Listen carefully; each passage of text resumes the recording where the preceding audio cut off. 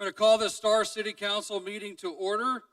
It's Tuesday, May 9th, 2023 at 7:02 p.m. We're at a City Council special meeting at the Life Spring Church at 174 North Star Road. I'm going to ask you all to please join me in the Pledge of Allegiance. I pledge allegiance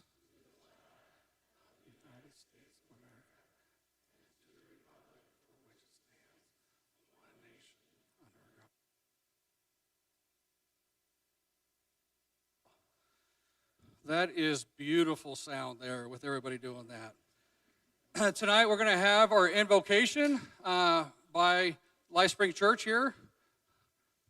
So please join us in the invocation. Would you please pray with me? Father, we come to you this evening and we pray first and foremost for grace. We pray for your grace upon us and we thank you for your loving kindness. We pray, God, for this country and for this city. We pray for our mayor and the city council members and for each person here in this town, God, that you can give us wisdom and clarity and direction in all that we do. And we leave this in your hands. In Jesus' name, amen. Amen. Thank you. Roll call. Nope, you got to speak into your microphone. Wait, hang on. They got to turn it on for us. We need Jacobs. There we go. Go ahead. David Hershey. Present. Kevin Wheelock. Here. Trevor Chadwick. Here. Jennifer Salmonson. Here. Kevin Nielsen. Present. Okay, thank you. We're all present and accounted for. We're going to move on to item 4, the consent agenda. Mayor Chadwick. Motion? Mayor Chadwick. Councilman Nielsen. I move that we approve the consent agenda consisting of items 4A, Final Plat Moon Valley Subdivision Phase 7, and 4B, Final Plat River Park Subdivision Phase 1. We have a motion. Do we have a second? Second. We have a motion and a second by Councilwoman Salmonson. Any further discussion? Hearing none, roll call. Hershey. Aye. Wheelock. Aye. Salmonson. Aye. Nielsen. Aye. Okay, that motion carries. We're going to move on to item 5, which is the public hearing tonight that we're all here for. Just one public hearing. I guess the largest audience ever. Yeah, hey, I'm going to tell you, folks, you know what? Having folks here is part of the process, and I've always been a fan of people being part of the process. So just to let you guys know the ground rules of this process, you guys must sign up to speak if you wish to speak. Even if you don't want to speak and you just want your voice heard, you can sign up and check no. I'm going to open the public hearing. I will ask the council if there's any ex parte contact or communication regarding the project. Our planning staff is going to present the application to the council. The applicant will then have 25 minutes to present their project. The council will ask the applicant and staff questions during that time frame. And then we'll have public testimony, which is 3 minutes per person. We do have I believe behind me, a clock up here behind me that will testify with. I'm sorry, that will have your timing on there. And we're going to have those for the project speak first, those against it, and then those who are neutral to speak next. The council can ask the individual speaking follow-up questions, which doesn't count towards their 3 minutes if they choose. We are going to have a stop tonight at 11:30. It's very possible we're not going to get to everybody's comments tonight, meaning that on June 20th, we're going to reconvene the meeting here and continue the public hearing at that point. If by chance we get through the public hearing, all the testimony, we're still not going to make a decision tonight. The decision is going to be made on June 20th, okay? Just so everybody's fully aware of that. We are going to take some breaks throughout the night, too. We got a lot of folks here. I want to make sure that we get the facilities used so everybody can hear and listen to what's going on. Let's see here. The one thing, guys, is we are not, only the person at the podium has the right to speak. No one else can, cheering, jeering, doing all that stuff, holding up signs, creating distraction.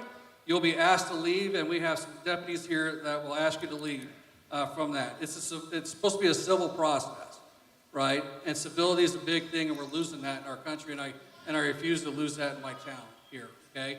So let's please be civil, because everybody's going to have an opportunity to be heard, regardless if you're for it or against it, all right? Oh, and then at the end of the public testimony, the applicant will have a rebuttal time of 15 minutes. The council can ask the applicant and staff questions. I will then close that public hearing, and the council will deliberate, and they're either going to make a motion to approve with conditions, deny, or table the application to a date certain in the future. At the end of tonight at 11:30, we are going to make a motion to continue the hearing to June 20th. Okay, so you won't see any of those other motions at that point. Okay? So with that said, it is 7:08, and I'm going to open the public hearing and ask the council if they have any ex parte contact or communication regarding this project. None. None. None, okay? Very good. And one real quick thing, I'm gonna read several names on the list, and we have, I'm sorry, Mayor, Councilwoman Samuelson. I don't know, I was a little slow there. I would like to say, I have read some things on Facebook, and I have seen an article in the newspaper, so I just want to disclose that. But otherwise, I don't think, that is going to affect my decision-making tonight. And Chris is agreeing. He's shaking his head yes. Okay? Very good. Anything else from anybody else before we move on? Okay.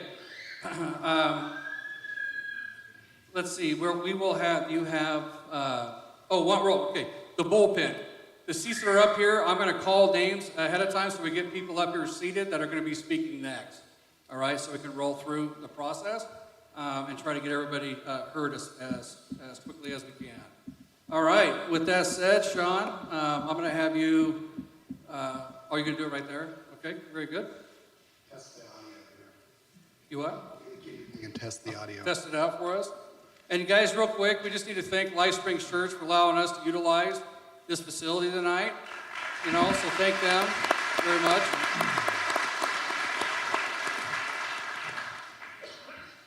All right, go ahead, Sean. The floor is yours. Thank you, Mr. Mayor and Council. For the record, Sean Nickel, Planning Director, City of Star. Staff has before you this evening an application for annexation and zoning with a development agreement with a requested R2 zoning designation, the requested density of 1.5 dwelling units per acre, which equates to a maximum of 1,094 dwelling units. The development agreement is before you to establish conditions of approval within the development. The development agreement is also being used in lieu of a conditional use permit for approval of phase 1 of the development for the golf course facility. The Unified Development Code allows development agreements to be used in lieu of to approve 2 or more conditional uses. The applicant is requesting approval of the golf course facility and the municipal or civic uses for the approval of the future sewer treatment facility.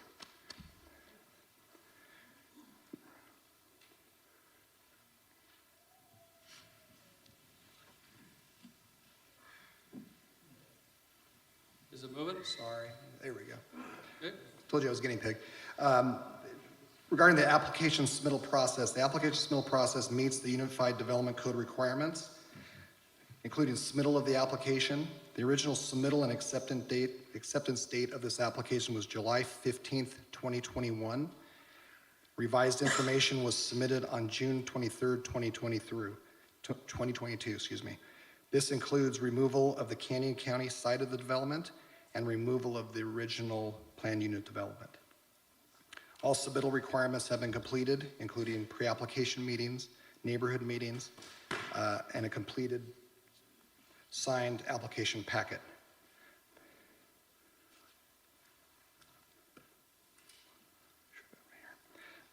The application review process, agencies were transmitted the application for review and comment. This includes ACHD, ITD, Canyon Highway District Number 4, West Ada School District, Star Fire District, Star Sewer and Water District, among other agencies. The agencies provided comments provided in the council packet.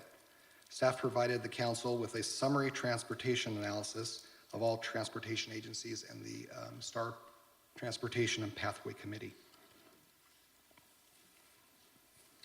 The applicable comprehensive plan and land use map and applicable unified development code for this application is the 2020 version, which was in place at the time of submittal and acceptance of the application. Idaho case law establishes review criteria as of the time of submittal of the application.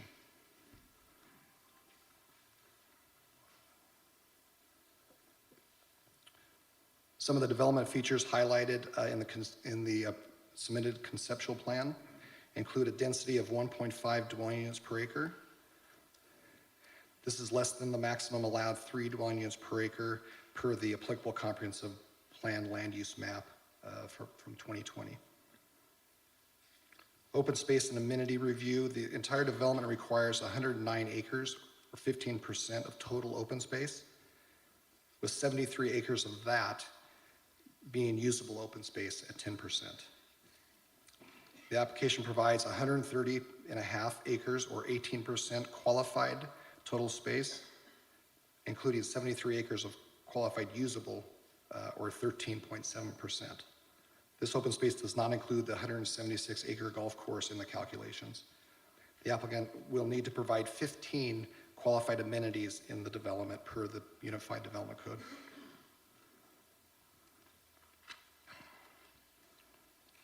And the concept plan that was submitted by the applicant. Oops.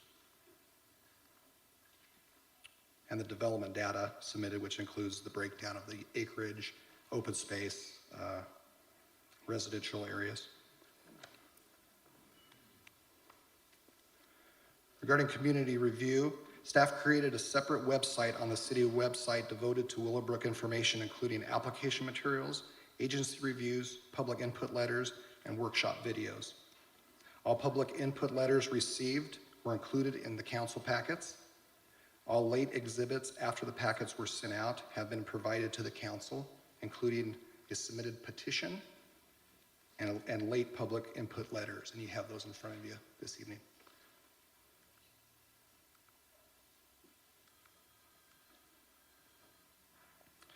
Staff recommendations. Staff recommends that, if approved, council prepare conditions of approval to include the development agreement for the application. Staff recommends council adopt specific conditions of approval from reviewing entities, including but not limited to ACHD, ITD, Canyon Highway District 4, and the Star Transportation and Pathways Committee, including future traffic and impact study updates. Staff recommends council consider staff recommended conditions included in the staff report and council packet, including future applications for planned unit development, preliminary plats, and certificates of zoning compliance and design review applications for all commercial uses, including review of open space and amenities, pathways, streets, and subdivision standards.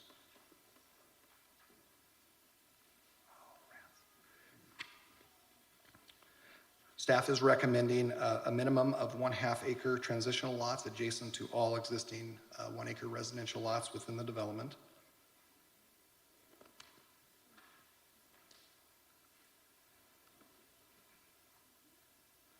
Again, the development agreement will be drafted by staff if approved by the council with the conditions that come about as a part of these proceedings.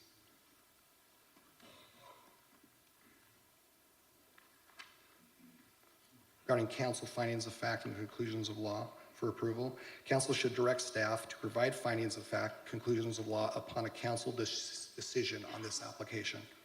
If approval is granted, provide conditions of approval in the development agreement for acceptance by the city and applicant for future recordation. The development agreement should condition the following at a minimum: staff recommended conditions of approval, adoption of the traffic agency conditions of approval, and any council adopted conditions of approval.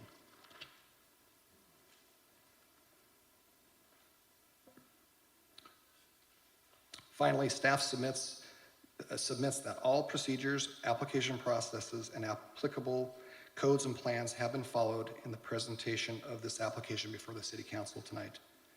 A staff report and council packet has been provided to the mayor and the council members, the applicant, and the public.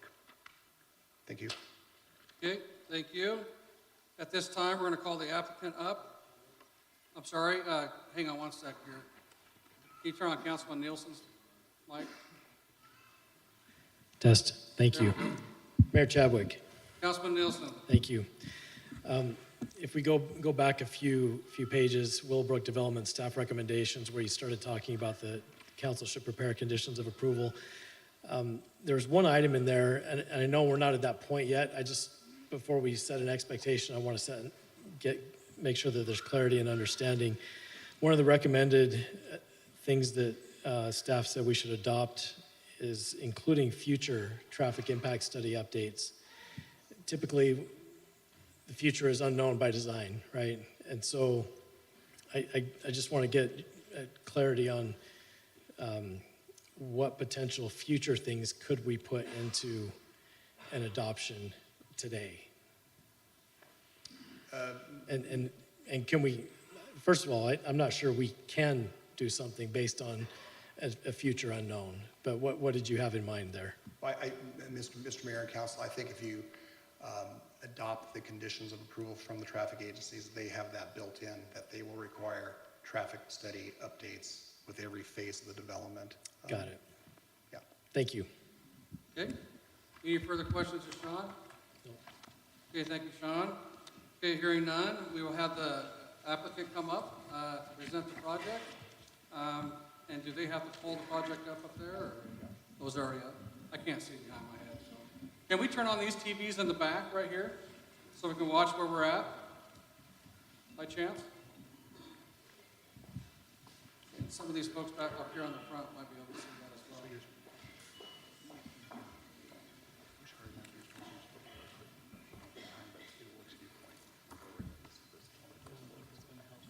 Okay. The 65-inch TV is long way. That's a lot, yes.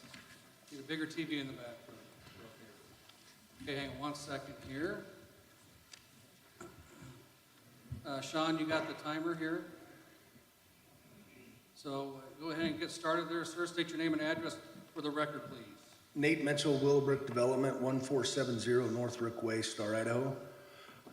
Council members, mayor, staff, we appreciate the time tonight. I'm going to be brief. In front of you, we've got a slide of the development team that we've put together. We've got myself, Mr. Phillips, Mr. Makosian, Mr. Kinkella, and Deb Nelson and Danielle here tonight from Gibbons Pursley. Deb Nelson's going to do a majority of the presentation tonight. I just wanted to take a second of our time and thank you guys for your patience. We've had about a 5 or 6 year ongoing conversation about this project. It's changed several times. We've tried to be reactive to what we've heard from our neighbors. We've tried to narrow the scope of this development down to something that fits the comfort level of everybody involved.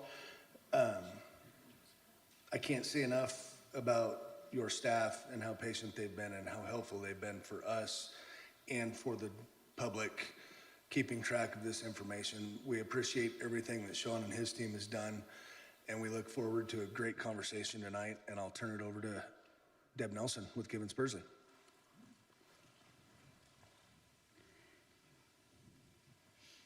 Good evening, Mayor, members of the council.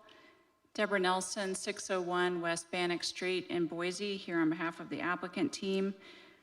The application that's here before you, as Sean has described, is for the annexation of 726 acres into the city of Star with R2 zoning and a development agreement. The development agreement, if approved by the city, does include approval of 2 conditional uses in the R2 zone. That includes a golf course and the municipal infrastructure uses. This will include a lift station for the Star Sewer and Water District. The DA also contemplates a conceptual master plan and will include conditions of approval that limit the scope of development.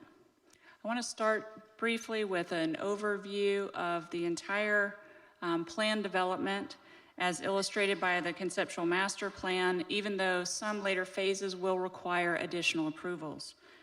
The Willowbrook Golf Community is a mixed-use residential and commercial community nestled in the Star foothills surrounding a proposed 18-hole championship golf course that will be open to the public. The golf course was designed by Tom Weiskopf and Phil Smith, who have designed some of the most beautiful courses in the world. This will be an exceptional gem for the city and the community, and creates a prestige recreation destination for the area's golf community. The areas that are shown in orange centrally include the clubhouse, plus along the western edge there on Canada, some neighborhood commercial uses for a total of 110,000 square feet of commercial proposed.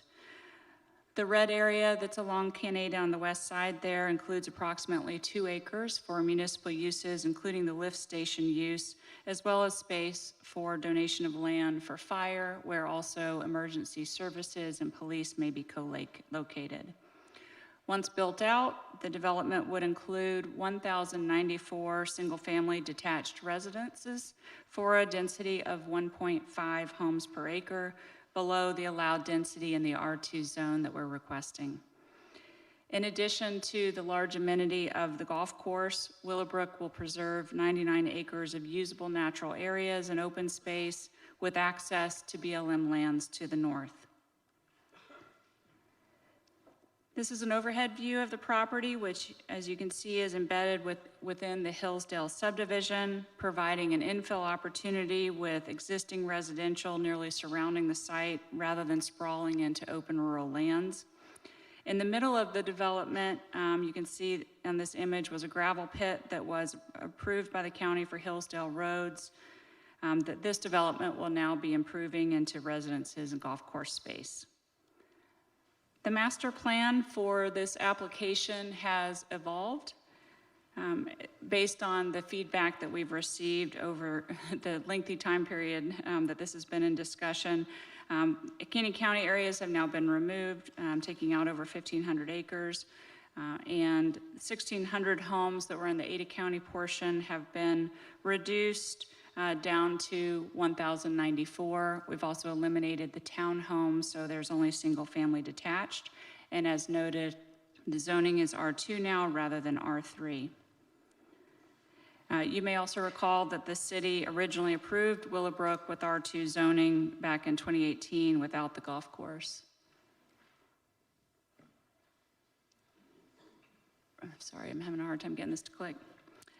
Residential development cannot proceed until there's a preliminary plat approval, and any accompanying planned unit development, the plat must comply with conditions that are in the development agreement, such as a maximum density of 1.5. Additional future uses, including neighborhood commercial outside of the golf course, also cannot proceed until the preliminary plat and planned unit development are approved. A development agreement modification will be required at that time to incorporate any new conditions or plan updates. The plan, the preliminary plat, looks like it skipped twice, and plan unit development and DA modification will require a public hearing with notice to all the neighbors and an updated traffic impact study that will have to be approved by the transportation agencies. Focusing in on the golf course, this golf course merits particular attention in this application because it will be truly a world-class amenity for the city of Star, providing a quality commercial business, natural resource-based recreation asset, an economic development tool, and water savings device all in one. The design was finished by professional golfer turned golf course designer Tom Weiskopf prior to his death. Tom was the designer of some of the best golf courses in the world, including many that are on the PGA Tour. So it's truly a privilege for the city of Star to have one of his designs. Phil Smith, working with him, remains part of this team and will see this vision to completion. The design includes a practice fairway, 350 yards long, winter practice facilities that are built into the course hillside. The course will also incorporate many sustainable features, including, most significantly, the use of recycled water from Star Sewer and Water District's wastewater treatment plant, for irrigation of the course. Recycled water will put the Class A treated water that would otherwise go into the Boise River back into use and ultimately into the aquifer, reducing demand for irrigation water that would be needed to irrigate the course, thereby benefiting all well users in the area. Other sustainability measures at the course include low water turf grass, appropriate for the high desert climate, efficient gravity drainage, water harvesting measures to reduce energy and combat water evaporation, and efficient irrigation heads. The world-class amenity will be an economic benefit to STAR. Golf is a significant economic driver, creating $191.9 billion in total economic impact across the country and generating $25.7 billion in secondary spending from visiting golfers, according to studies from the PGA Tour. While many industries shrank during COVID, national and global interest in golf grew. And the golf industry is seeing that growth continue as golfers continue to engage with a hobby they may have picked up just a few years ago. Golfers patronize other STAR businesses, adding revenue at the course and in surrounding community. A golf course also offers numerous community benefits, including youth development and a lifetime sport and special events opportunities. Let me go back here. I'll click through some of the images so you can see what this truly special amenity can provide.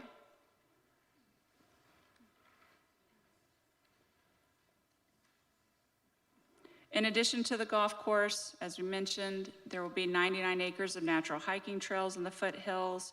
The development will exceed the 15% open space requirement and 10% usable open space without including the golf course in those calculations. The project will also provide the minimum 15 amenities that will be required for a development of this size. The pocket parks and other amenities, clubhouses, will all be identified through the preliminary plat and plan unit development process as is appropriate. As requested by the Parks Committee, Willowbrook will be providing north-south and east-west pathway connections through the site and will provide connection to BLM with a public parking area that can serve equestrian users from around the city. Star City Code allows for transitions and calls for transitions between abutting residential lots. These transitions may be accomplished by matching setbacks, a buffer strip, or providing 1/2 to 1 acre size lots adjacent to rural residential lots. Staff has proposed 1/2 acre lots for perimeter lots adjacent to the existing residential. Willowbrook is agreeable to staff's proposal, but in the southwest portion of the site, we do request to add a landscape buffer as the transition consistent with code. You can see that highlighted there in the box in the lower left. This area is very central to the golf course core, near neighborhood commercial and the main entrance at Canada, making this a great place for walkability. Also, these particular lots border larger lots in the Monument Ridge development where homes are set back approximately 40, 50, and 70 feet. The intent with the development design is to concentrate smaller lots central to the development along the golf course. This helps contribute to housing diversity and supply in the city of Star, while also preserving some of the larger areas for usable golf course and the natural open space trails for public recreation. The R2 zoning with a 1.5 units per acre density cap is an appropriate transition from city adjacent and nearby zoning. R2 zoning is consistent with recent developments approved in the city of Star, including all of our estates at R3 with a PUD at 2.34 dwelling units, the final plat for River Park Estate subdivision zoned R2 at 2 dwelling units, and Medici Hills at R2 with 1.52 dwelling units. Nearby subdivisions are also at densities over 2 units per acre, including Cresta del Sol, Candela Estates, Trident Ridge, and Colina Vista. Willowbrook is aligned with the goals of the STAR Comprehensive Plan as well as the plan's implementation policies. This mixed-use community will help fulfill STAR's goals to enhance and develop the economy with a world-class golf course that has secondary economic benefits for other STAR businesses, as well as providing walkable commercial uses. The golf course will diversify the economy, and the protection of visual open space at the golf course and the additional natural open space areas within the development will enhance the city's natural resources, providing a climate where businesses can thrive, consistent with your plan's goals. The Willowbrook Concept Plan facilitates a walkable community with commercial space concentrated near residential and surrounding a large community amenity available for public use and enjoyment. Consistent with your plan, Willowbrook's residences will be proposed in a variety of size, targeting different kinds of folks with patio homes near the golf course, likely for empty nesters, all the way up to traditional single-family detached homes at the periphery. The golf course's use of treated wastewater for irrigation will support groundwater conservation, which is directly aligned with the plan's goals and will benefit STAR residents. There's been a great deal of public engagement, including multiple public meetings, work sessions with the council to discuss the opportunities to address the project and area growth concerns with local highway districts, the school, other service providers. Information about Willowbrook has also been on the city's website, and the Willowbrook team has conducted multiple neighborhood meetings.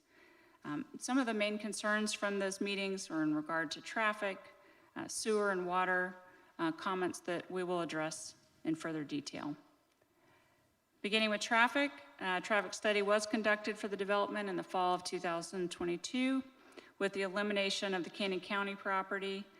The study scope included an 18-hole golf course with clubhouse uses, and at that time also considered 330 residential units in phase 1 with townhomes with a 2030 build out, but also studied the full project through the build out of 2045. That phase 1 scope has narrowed as we're not asking for the 330 residential uses at this time. In fact, phase 1, as I've described and is explained in the application materials, will only include the golf course and initial public infrastructure uses. The TIS also did evaluate the golf course only use as requested by transportation agencies. The number of trips generated for the golf course is 526 daily trips. At that threshold, it would not trigger a traffic study in and of itself. And of course, the TIS did evaluate the full build out. For context, Willowbrook is part of a growing STAR community, as you and everyone in this room well knows. Even without the addition of this development, there will be a need for more road capacity in the coming years, as evidenced by compass modeling, the TIS, the STAR Comprehensive Plan, all of which have identified a number of improvements. Many road improvements are actually planned and funded already in ACHD's and Canyon County Highway District's capital improvement plans. Willowbrook will be working with the transportation agencies to build new road connections and improvements to alleviate congestion. Project plans to construct Erie Way between Deep Canyon Drive and Highway 16 to provide alternate highway access to Deep Canyon. I think I skipped a slide. No? Okay, let me, well, I want to show you a map when I go through that. So let me skip to comments that we received from the transportation agencies. These are some general comments that are summarized here. All of them want us to do the updated traffic studies, as was noted. ACHD commented that it's important to keep local roads under their planning thresholds, which is 2,000 average daily trips. ITD has improvements that they want to see when Erie Way is connected up to Highway 16 that I'll show you on a map. And once the Erie Way is constructed, they have improvements that they want to see around that interchange that's within ITD's jurisdiction. They want us to coordinate with Spring Valley at that intersection, since they also have requirements there. Canyon County comments were focused on Canada and Purple Sage roads, and also proportional funding to these intersection improvements. All of this has been incorporated into Sean's memo, where he summarized the conditions and incorporated those into conditions of approval. So those have all been added to conditions, proposed conditions for you to approve the development agreement, and we're in support of that. Here we go. Now we can see the map here. So we'll be working with transportation agencies on these road extensions and improvements. In particular, you can see that future Erie Way at the top, connecting up to the Highway 16.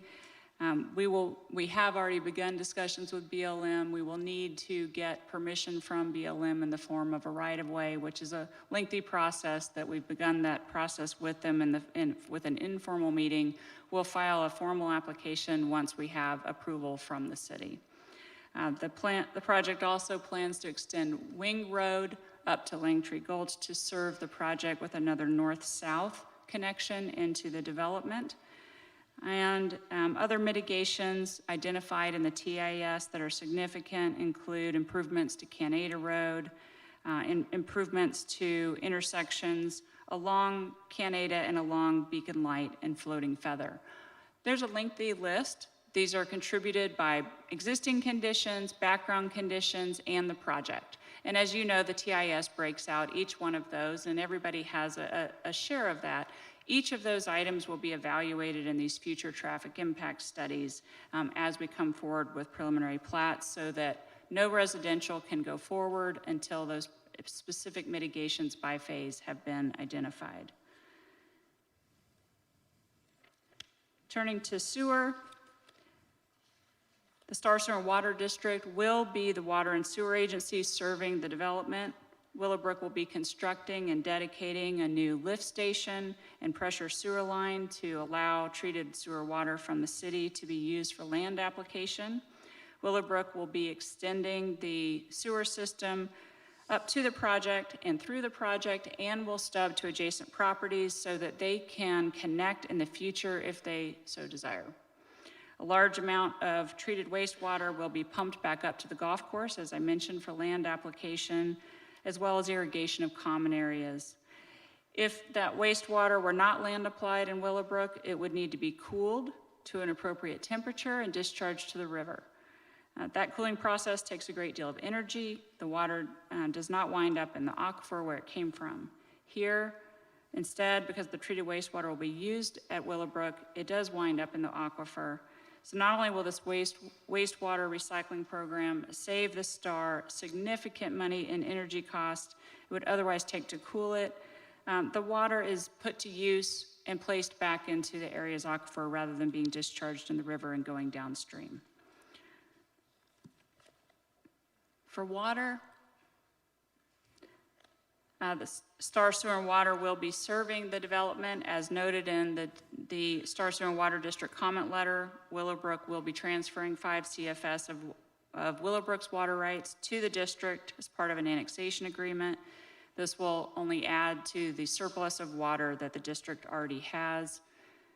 Additionally, it's important to note that water availability for domestic or temporary irrigation use pending the kickoff of the recycling program is not a concern, as evidenced by the district's comments and also the discussion at the work session, and that information, that transcript is in the record, that Star Sewer and Water District has more than enough water to serve the development.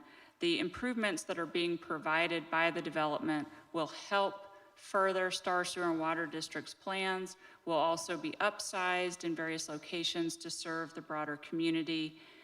The developer will be paying for a water tank storage facility to store 500,000 gallons of water. We'll be providing new wells to Star Sewer and Water District, a 12-inch main line, booster station, and pressure station. As we've discussed already, Willowbrook will be constructing or contributing funds towards significant road improvements. We'll also be providing sewer and water improvements that are upsized to serve more than the project.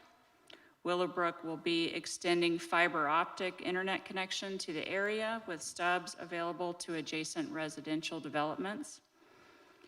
Additionally, this development will include public dedications to Star Fire for a future fire station site with co-location space for police and EMS. We'll have dedications to Star Sewer and Water for the lift station and water tank, and to West Ada School District for an elementary school site if that's required by the district. The development will also be paying impact fees and additional mitigation fees to address general jurisdictional increases in cost, to pay for public services like police, fire, emergency services, etc. See those here. This was described in the staff report. These fees are significant. This excerpt taken from the staff report, which is required as part of your code for all developments. If you magnify that by the number of residential lots, we're already at 10.5 million. Add in some commercial fees, we're at 10.6 million. This includes impact fees and mitigation fees, so this is not limited to capital improvements only. With the mitigation fees, it helps with the service. Willowbrook meets the annexation approval required under Star City Code. The amendment will comply with provisions of your plan, as we've already walked through. It complies with the regulations in the R2 zone, meeting all the open space requirements, providing allowed uses. Residential uses are not materially detrimental to public health, safety, and welfare. Neither is a golf course or municipal services. This does not result in an adverse impact on the delivery of services. The development will mitigate impacts with direct improvements, land donations, and payment of impact and mitigation fees and proportionate share contributions. The annexation is in the best interest of the city and will help align housing, economic, and walkability goals. We also meet the criteria for CUP. A development agreement can be used in lieu of a conditional use permit. The site is large enough for the use. The uses comply with the comprehensive plan. As described, they do not create adverse impacts or noxious uses and are not detrimental to the general public. Okay, thanks, Ms. Deb. Appreciate that. We'll move on to the public testimony portion of this. Mr. Mayor, I'm sorry. Hang on one second. May I ask Well, for an accommodation to at least show you the request, because the public needs to be able to respond to our change in the conditions. Mayor Chadwick, Councilman Nielsen? I do have some questions for the applicant. You're right. I get that. We're gonna let us ask some questions and then Okay. we'll have them. So we'll go on to asking you some Thank you. questions there. So do you have some questions, Councilman Nielsen, you want to start out with? Thank you. Okay. You mentioned that the irrigation water is anticipated to recharge the aquifer, and we did have the water authorities in workshop meetings kind of talk to that. I just want to make sure that we're clear on the statement that recharge will benefit. I think is what you said is it will benefit all users, all well users in the area, and part of my recollection, it's been a while, so why I'm asking the question, but part of my recollection is that the aquifers that we draw the water from are hundreds of feet deep, whereas a lot of times the aquifer, the runoff and seepage into the ground hits, there's often layers in there. So the aquifer that may be recharged could be different than the aquifer that we're drawing from. Could you speak to that, or perhaps Mr. Mitchell could? Mr. Mayor, Councilman Nielsen, I'll start it, and then maybe our engineer can jump in if we've got, or Nate, if we've got additions to that.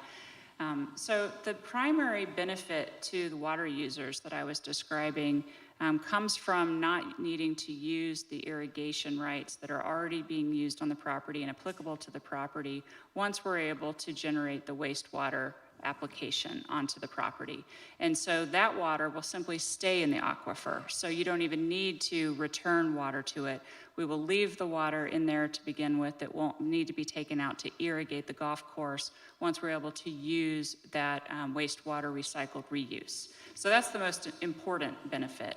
But then yes, once the treated Class A water can be delivered back to the golf course and used for land application, then that will eventually, yes, seep into the aquifer. The extent of that, I won't pretend to be a hydrogeologist to say how much of that, but that is what's reported by those that have weighed into this before, including at the work session, that at least then it's coming back into the ground.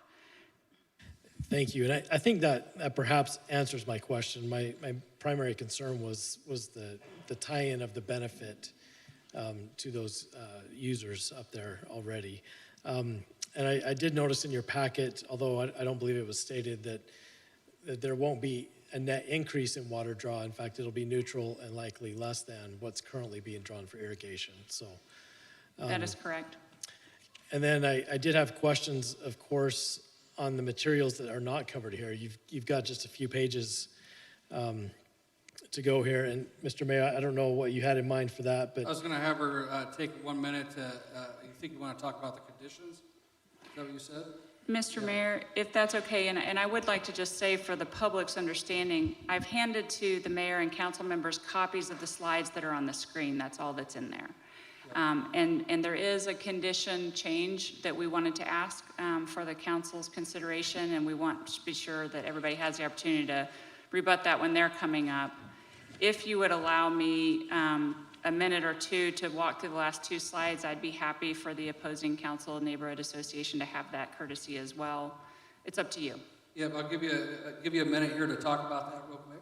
Okay. Yep. Just briefly then, we're just asking for this change to the condition number 2 that was recommended by staff that previously said the restaurant and bar at the clubhouse would have to wait for a conditional use permit. The code defines golf course to include restaurant and bar, so that restaurant and bar would come in with the clubhouse. That's always been contemplated with the clubhouse uses, so we're asking for clarification that that would be allowed with this development agreement in lieu of CUP. Any other restaurant and bar and commercial use would follow with later applications.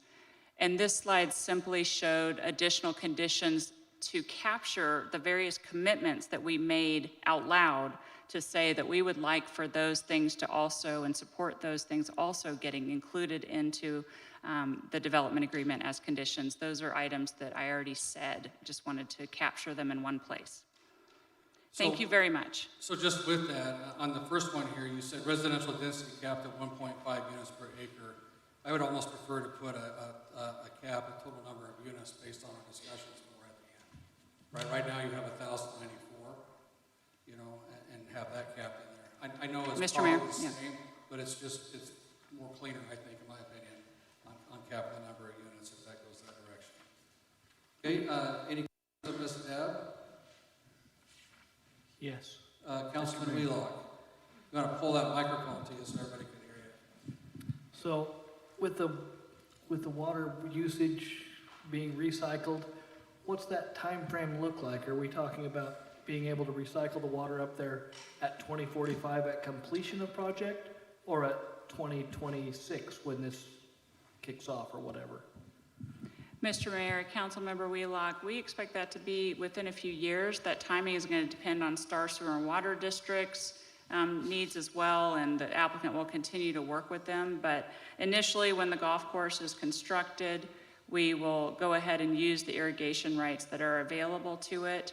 But within, I don't know if you want to give any more precise timeline, we expect within a year or two that would be, okay, within a year or two that would still, but as fast as we can get it worked out with Star Sewer and Water District, we want to get that water in use.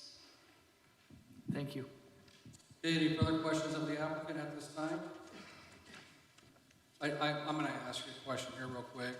On condition 3, you have suggested that the project will provide an elementary school site preliminary plat if needed by West Ada School District. I'm going to suggest that we do put an elementary school in site, regardless of what West Ada says in the current thing, because they seem to be short-sighted. Because your development, in my opinion, when it says that it's gonna create 500 elementary school children, we're gonna need a school for that. And so I would say that we think about it and talk about this on creating a 10-acre site for an elementary school, which is the minimum size required for West Ada School. Mr. Mayor, I understand that may be the city's direction. From our perspective, we can't force the district to accept a site, and so we just want to make it available if they want it. Yep, okay. Any further questions of the applicant? Mayor Chadwick. Councilwoman Salmonson. So regarding the total phasing, and you probably can't answer this right now, but can you give us just a general idea? Like the first phase will be the golf course and the municipal facility. Can you kind of lay it out in the future, how the rest of it, the building phasing would go? Mr. Mayor, Councilmember Salmonson, in general, we expect the golf course to come online around 2026. And then that is the first time that we might come back and start to begin with residential is upon the golf course completion. And so that would be the first phase. Now we may work on planning and design and entitlements and in that period to be working with you on it, but that's our expectation of timeline when the residential may occur. So with the first preliminary plat, then the conditions of approval that have already been proposed by your planning staff, we're required to bring back a phasing plan at that time with the first preliminary plat. And that will be coordinated with updated traffic studies that have to be approved by the transportation agencies so that each phase rolls out, we can tie the necessary improvements to those phases. At this time, I don't think we know what those phases will look like, but that's part of why we tried to present the entire development so you can see the maximum amount we'll be asking for. We do expect it to be a lengthy build out. It's a large property. We want to focus on the golf course. We want to focus on quality and roll this out as appropriate. Necessarily, there's going to be some things we can't do until road improvements. So it's going to depend on a lot of that analysis. So we've planned out to 2045. Hopefully the market and improvements don't make it take that long, but it possibly could. So we'll have a better idea of how that may break out between the end of the golf course and that window. Anything else you want to add? Okay. So just to make sure I understand correctly, so you're saying you'd probably be, if it's approved, you'd bring back a preliminary plat for approval in 2026. Am I understanding correctly? Somewhere around there? Councilmember Salmonson, that's right. Yeah, like I said, we could start the entitlement process before then, but that's our plant expectation. I apologize. Microphone. I try to cover that. That's our expectation of when the golf course would be done, and so our plan is to have the residential come after. We can't bring forward the residential until we go through this additional permitting process either way, but our plan is to time it at the end of the golf course. Okay. Okay, any further questions of the applicant at this time? Yes, sir. Councilman Hershey. It's more of just a recap, for absolute clarity. What you're asking for tonight is the golf course. That's what I'm capturing. Everything else would have to come back as a preliminary plat and a new traffic study. So I do appreciate the fact you showed the entire magnitude over this, you're saying 22-year build? And yeah, I can see why people would think that looks scary, yes. But so the golf course, all that will be done, then and only then we would look at any type of housing units. You're just trying to set the framework. Mr. Mayor, Councilmember Hershey, that's correct. But I also just want to set it in the right context too. I mean, as you know, when we annex, we have to zone. Yes. So while we can't build residential, we are asking for residential zoning. And so at this time, we are asking for R2. It also provides the city an opportunity to provide conditions on the larger plan that will govern how we come back with future applications. Doesn't mean you can't add conditions later, because you can, because that's when you'll see a lot of the details. But it also does give that opportunity, a development agreement. So we are asking for residential zoning of R2. And we're asking for an initial approval of the golf course and appropriate public infrastructure uses.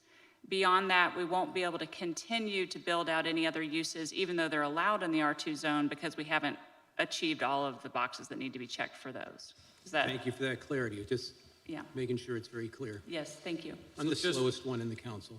Just real quick on the council, we have like 65 people online. We need to make certain that we're talking into the microphone so they can actually hear us. They can hear everybody else, but you two.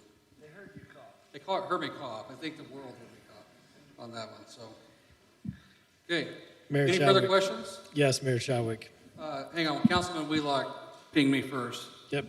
Go ahead, Councilman Wheelock. On your packet here, you showed all the beautiful golf courses out in the country and not one house. I'm sure that people are interested in what that looks like with houses. Because the open space that's currently there has no houses. But that would help in the illustrations from my point of view. The roadway, Airway, that future Highway 16 connection, would that be constructed before you came in for housing? As the traffic study asked for, or would that be after the golf course? Mr. Mayor, Councilmember Wheelock, so it would be after we commence on this initial use with the golf course. It would not be before the golf course.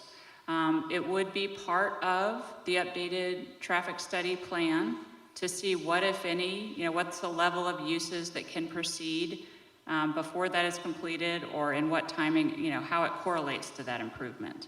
ACHD has included a specific condition in their comments about that road will need to be completed before they will allow additional trips to go onto Deep Canyon that could exceed that 2,000 ADT, that local planning threshold.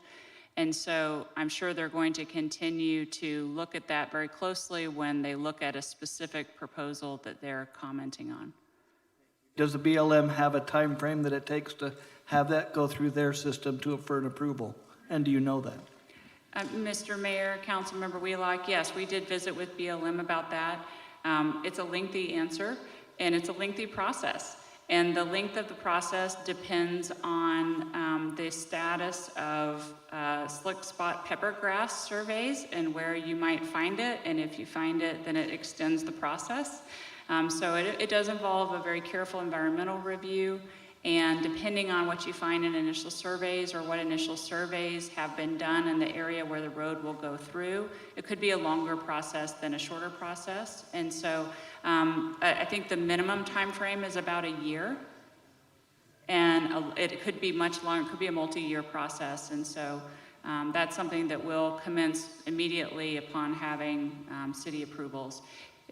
It's just a very involved process that doesn't make sense if we don't have approval to annex into the city or a decision on the development. Thank you. Okay, Councilman Nielsen. Thank you. Mayor Chadwick, I think this is perhaps a clarifying question for you regarding the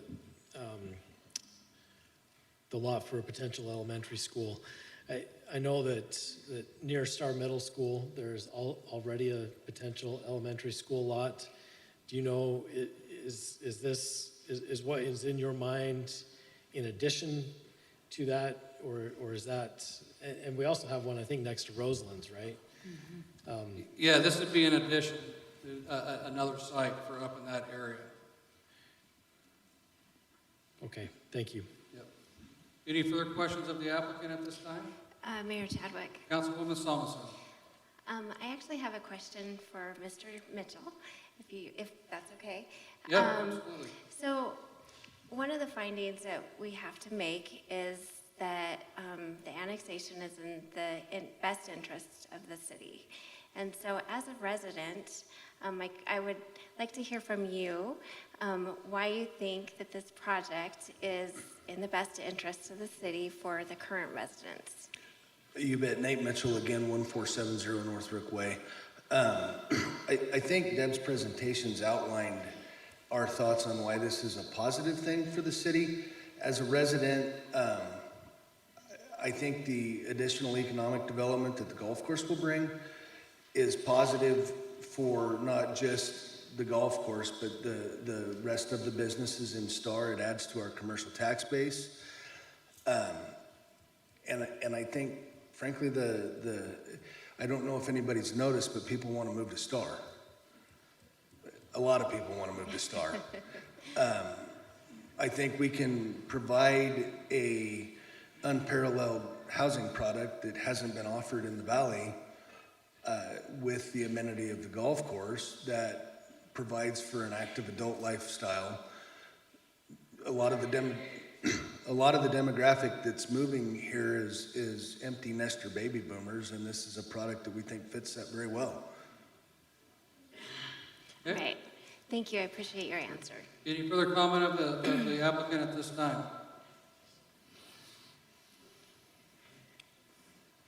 Okay.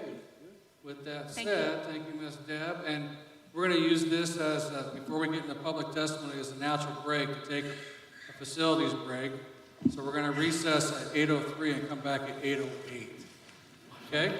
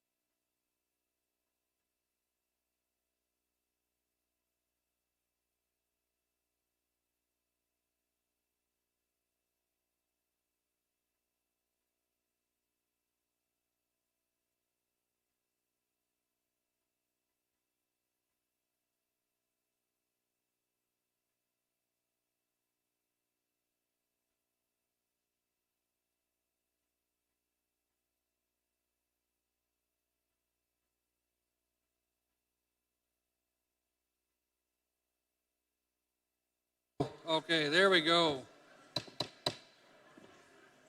Let's get everybody seated, please.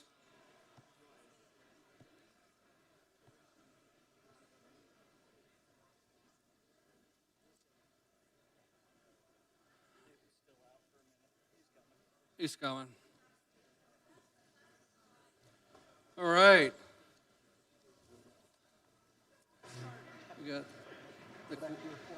We got the quorum of the council here. Councilman Hershey will be back up here in just a second. Just a reminder, folks, when we come up to testify, I need you to please state your name and address for the record. We have 3 minutes each to testify tonight. I think it's behind me still, right? The clock is up behind me, and Mr. Sean right here will control that. I'm going to call several people up to get set up here in the bullpen area so we can move on with the process. And we said those that are in favor will speak first. Like 33 slides. And that's not right now, though, I don't think, right? Okay. So we're going to call in the in favor side of this to start out, Chad Kinkella, if I said that right. Have you come up and state your name and address? I'm sorry, it's 8:09 and we're starting the public hearing back. Sorry about that. Mr. Chad, are you here? Chad. We'll move on here in a sec. Chad Kinkella? Oh, that's your engineer? Oh, okay, all right. Then we don't need, then we're good there. We'll move on to the public testimony for those that are against. We'll start out. We have Nancy Collins that's going to start. We have Todd Collins in the hole, and Lane Galbraith, and Sabrina Newberry. So please come sit up here at the front for us, and we're all ready to go. Okay, so hang on one second. We got a PowerPoint. All right. Thank you. You ready, Sean? I'm not. You're not? Is your little clicker working? I don't need that right now. You don't need that right now. Okay. Okay, so please state your name and address, please, for the record. Good evening, Mayor and City Council members. My name is Nancy Collins, 4718 North Echo Summit Way, Star, Idaho. Okay. Ready? I would like to present the Willowbrook Golf Course Annexation and Rezone Petition. As of Monday, morning at 9 o'clock, we have received over 800 signatures. Tonight, we accumulated another 100. And I just want to read the petition to you so you know what you have. We are opposed to the annexation of this development for some or all of the following reasons: incomplete, inaccurate application, improper use of site amenities, unresolved, unfunded mitigation measures for Star Road, Canada Road, Wing Road, Beacon Light Road, Floating Feather, New Hope, increase in traffic, parking issues, and demand on roads, trisects the BLM, making it unusable. Star Transportation and Pathway Committee proposes 2 new roads through the BLM. Decrease in road safety for children, with only 2 exits for 1,409 dwellings, and changing the classification of Linktree Gulch Road, Deep Canyon Road, Purple Sage, and Canada due to the increased number of trips. This will decrease safety. Overcrowding at nearby schools, lack of police coverage, increased burden on understaffed police and fire departments, increase in density, incompatibility. All surrounding neighborhoods are rural, residential, single-family, detached homes on 1 acre to 10 acre lots. This project creates density up to 10.5 homes per acre that are unlike the existing lots in Hillsdale and Monument Ridge. Non-compliance with the comprehensive plan, special transition overlay zone, cumulative impact of already approved projects is having a harmful effect upon the desirable, open, and rural characteristics of Star. Undetermined. So guys, here, no speaking out. I'm telling you, we're going to have you leave. We're going to keep it civil. No speaking out. Only the person up here gets to speak, please. Thank you. Undetermined designation approval of additional roads acquired by or required by ACHD ITD commercial development, proposed commercial development in the foothills, not a part of STAR comprehensive plan. For these reasons, we ask the City Council to honor their process and ensure full due diligence is complete. In addition, we ask that the council review the conceptual plan and ask that the applicant revise their plan to conform with the STAR comprehensive plan, one that will ensure this project will add to the prosperity and be a benefit to the City of STAR. Therefore, we request that the City of STAR Council deny this application for Willowbrook Golf Community until it has revised with lower density to accommodate road capacity and follow the comprehensive plan, and until a complete application has been submitted and reviewed. That's all I have. All right. Thank you. Thank you. Nice job. Got that in 3 minutes.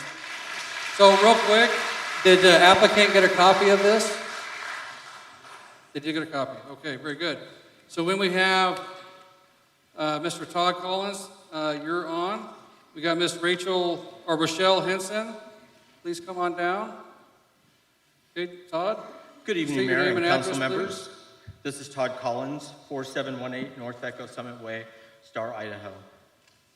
This should be a piece of cake, right? Applicant is just wanting a zoning of R2DA for his entire property. Okay, so R2 works with the comp plan, or at least with the expired comp plan that the staff says we have to use. Oh, but then the applicant wants to put in a golf course. That would typically require a conditional use permit. And then he wants or needs to have a sewer treatment facility on the property, another CUP. And on top of that, 110,000 square feet of commercial space. There must be some amazing details within the application, the narrative, and the concept plan to request such an ask of the City Council, such detail that the council could feel confident that they could just blanketly approve the entire conceptual plan under an R2 zone. Unfortunately, the details are not there. From the very start of this application, the details were lacking and uncertain. In the application, it mentions the development will be adjacent to other developments. They failed to mention this will be a major infill project wherein their urban commercial development will be intertwined with an established rural development. They don't mention that they will be needing to use the narrow, unimproved rural roads within the existing development to access their development. Willowbrook did take the time to put together a concept plan, but didn't bother to show any details such as paved pathways for pedestrians and bike riders, amenities in appropriate places, accommodation for transition overlay zones, no transition between commercial and rural lots, no house clustering. In fact, if you ignore the pretty fairways and greens, you see that there is a solid wall of houses across the entire 2-mile length of their development. No accommodation for the wildlife that live and migrate through the area, not just the fox and turkeys mentioned in the application, but also deer, badger, pheasant, raccoon, mountain lion, rabbit, and others. No elevations of the clubhouse or maintenance facility. No elevations of what they envision for the 110,000 square feet of commercial space they want you to approve on the conceptual map under this R2DA zoning request. The elevations they do show are just a bunch of random home styles that anyone could pull off the internet. No access to the BLM, no indication they respect the existing neighbors in regard to the placement of the golf range and maintenance facility, in regards to the impact this development will have on the rural, residential, unimproved local roads. There is sufficient detail already for you to know that this project cannot possibly be built as proposed without getting more clarification. So do not move this forward for expedience sake. The staff report gives all the details for handling the various requests under this application for CUP and PUD processes. I think they put them in there for a reason. Follow the processes so that you can be certain, so that the applicant can be certain, so that we can be certain and trust the process.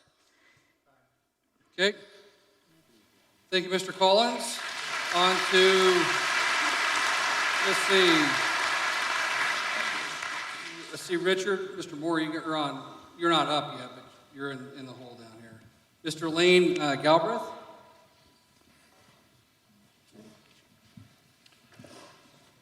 Mr. Mayor and councilors, we appreciate the opportunity to speak with you tonight. Star Leadership. So real quick, state your name and address, please, for the record. My name is Joseph Galbraith. I live at 9758 West Langtree Gulch Road in Hillsdale Estates. Star leadership is in the wonderful position of being able to plan a city that provides for a variety of lifestyles, to create a community that meets the varying needs and desires of its citizens, from low-density country homes to medium and higher-density homes. It is possible now to create a well-planned city that is beautiful and functional. Hillsdale Estates and the neighboring Monument Ridge were originally conceived and developed over the last 25 years in 7 phases by Dick Phillips, the primary owner and developer of Willowbrook. Is there a slide 2 anywhere?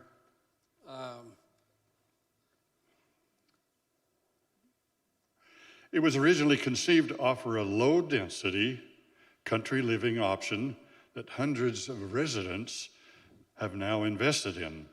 When it was conceived, the appropriate housing density for this area was 1 to 3 acres per house, with larger lots up to 5 acres in Purple Sage and 10 acres in Monument Ridge. It offered opportunities for raising and caring for animals, bordered by farmland and public recreation areas. Slide 3, if you can. Amenities that were promoted included a network of pathways and trails, a pond and wetlands, park and picnic area, an equestrian center, and acres of open space. Willowbrook's current proposal is a radical departure from the initial plan.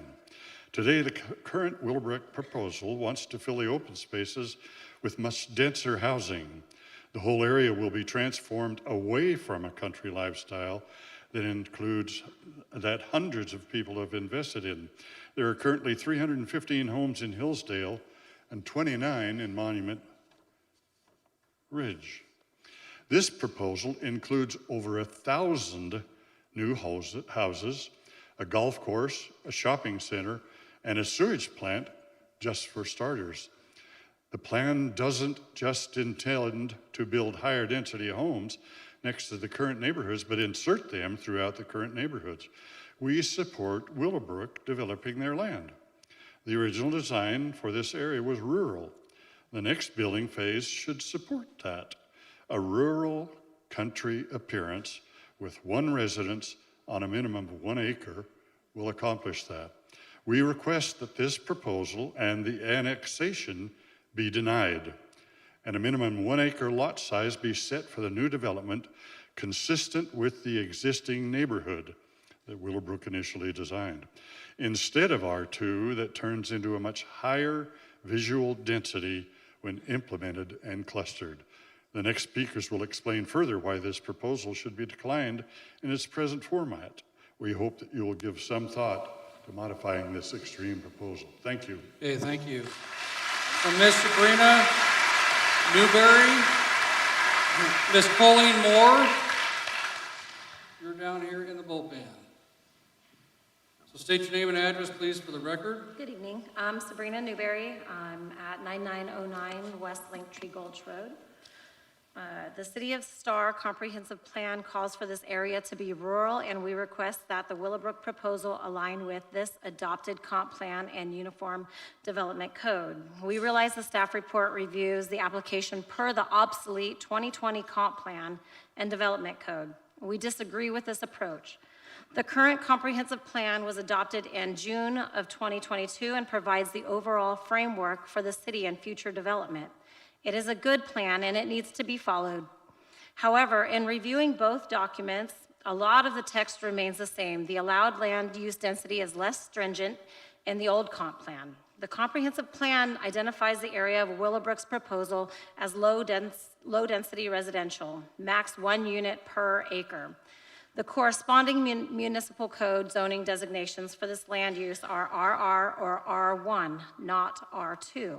We understand R2 is allowed under the old comp plan, but believe RR or R1 zoning is more compatible with the existing developed rural area. There are commercial sites proposed within the development, but only R2 zoning proposed. Commercial is not allowed in residential zoning. Staff says the PUD may be submitted later, but zoning and annexation is being proposed now. How can the zoning and annexation be approved if the PUD standards are not provided to fully review the proposed uses? At this point, there is just a proposal for commercial sites in R zoning, which is not allowed. Golf course requires a CUP in residential zone districts. The applicant is asking for approval as part of the DA, but no details have been provided on the proposed use associated with a CUP application. In the comprehensive plan, there are 3 objectives in the land use chapter that speak directly to the proposed Willowbrook development and the existing neighborhoods of Hillsdale Estates and Monument Ridge. As highlighted in this slide, the objectives state to manage urban sprawl, protect, retain, and encourage rural areas, and encourage land uses that are in harmony with surrounding land uses. The comprehensive plan does a decent job of providing denser land uses at the city center and calling for less dense development as you reach the city edge to blend with the county development.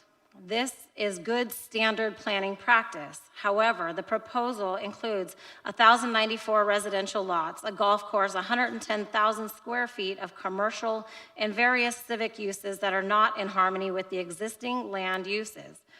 As designed, this is a very dense development with a lot of very small lots and a complete departure from what is already built in the area and the objectives laid out in the comp plan.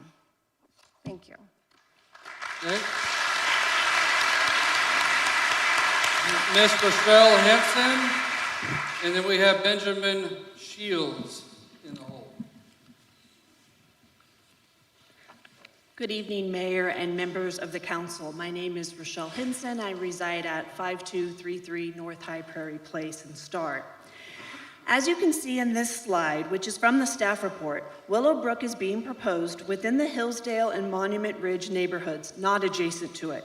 Therefore, we believe the project should be built at the same density and with similar lot sizes and design features to blend with the existing neighborhoods that it is being built within. However, we also know that this is part of a special transition overlay area. Development adjacent to this area is to provide for an appropriate transition between existing and new home sites. The exhibit in this slide is showing the lots adjacent to existing lots highlighted in red.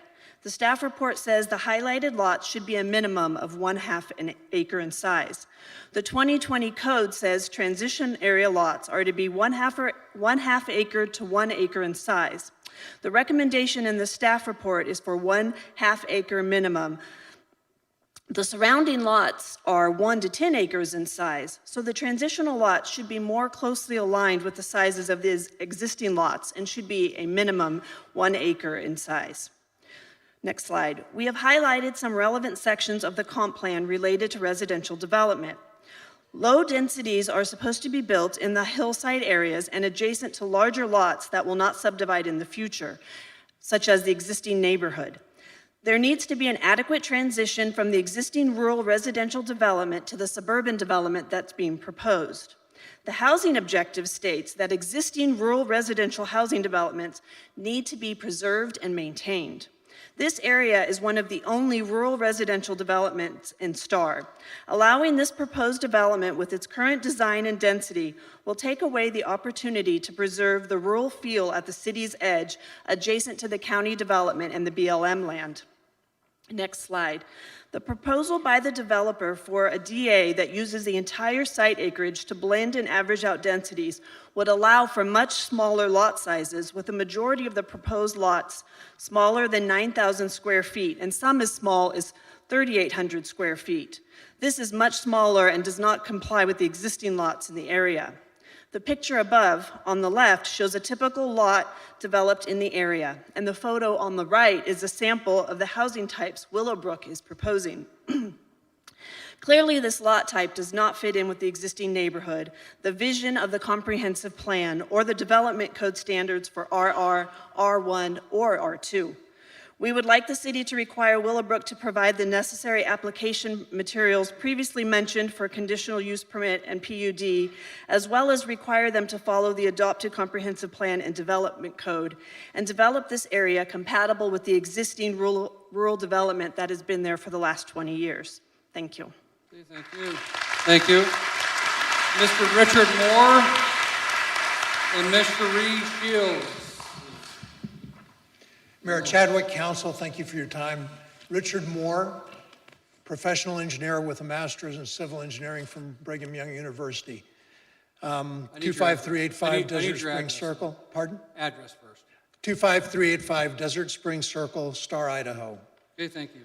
Willowbrook has resisted doing a traffic impact study ever since this development was first proposed.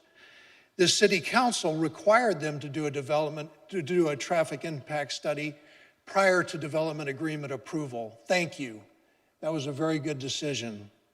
Now that the traffic study is complete, it is apparent why Willowbrook did not want to do one. It shows this project is unfeasible as proposed. I have read the traffic study and only understood enough to get scared. Consequently, I arranged a meeting with Mindy Wallace from ACHD. She provided clarity, and I realized my fears were founded. Adding over 1,000 homes to this area generates over 12,000 trips per day, per the traffic study. Next slide, please. This area is constrained by rural roads, which only permit 2,000 trips per day.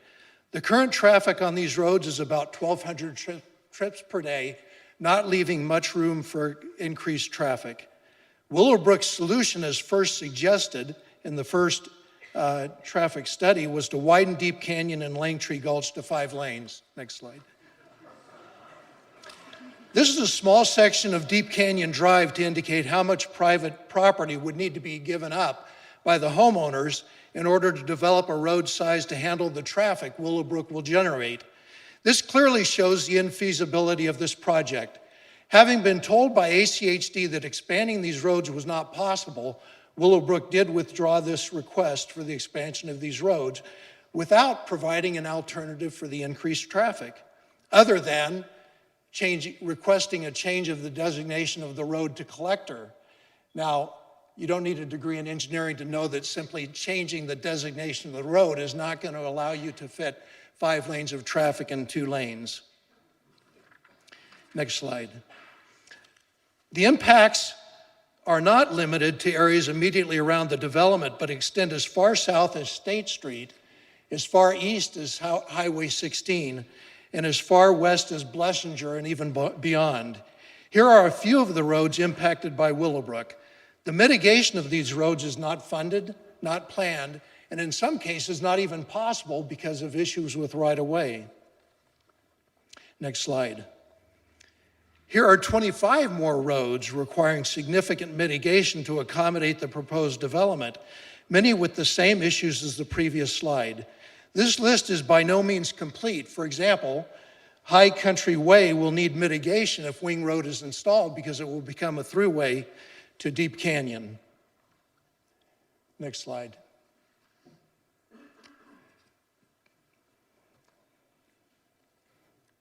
Sorry, my time's up. Yeah, thank you, sir. Appreciate it. We got Miss Colleen Moore and Miss Anna Deanne Galbraith will be in the hole up here. Mayor, Councilman, thank you very much. My name is Colleen Moore. I live at 25385 Desert Springs Circle, Star, Idaho. Follow up from Mr. Moore. The roads surrounding the Willowbrook development as currently proposed do not and cannot support the additional traffic this development will generate. There's no viable solutions to override this reality. A cap on the number of additional homes created by this development consistent with existing road capacity must be established. The council has consistently sought facts and expert testimony prior to making decisions. The hard facts from the transportation study and expert testimony from ACHD demonstrate this development as proposed is inappropriate for this area. Additionally, I have been learning a lot about sheep lately. The daughter of a sheep farmer, Jane Mallon, tells of the year a huge storm hit right after they had sheared their sheep in Wyoming. They lost 1,000 ewes that year, among them mothers of 350 lambs. Despite valiant efforts to feed the orphaned lambs that summer, 60% of them died. Now, Miss Millad's father had no control over the weather. When he sheared his sheep, he had no forecast even suggesting there was a violent storm coming. So he went ahead, sheared the sheep, and buried many carcasses over the next 6 months. The Star City Council has no control over roads and infrastructure. That is the jurisdiction of ACHD and ITD. However, the traffic study the council has wisely requested is, in effect, a forecast of an impending violent storm of cars and traffic congestion, which will occur if 1,094 new homes are added to the existing roads.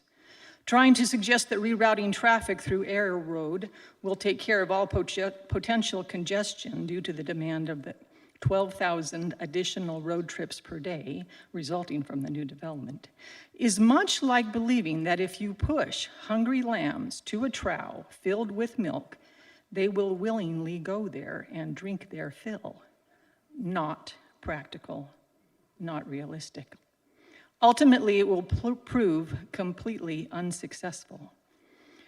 I urge the City Council to study and heed the warnings evident from the traffic study.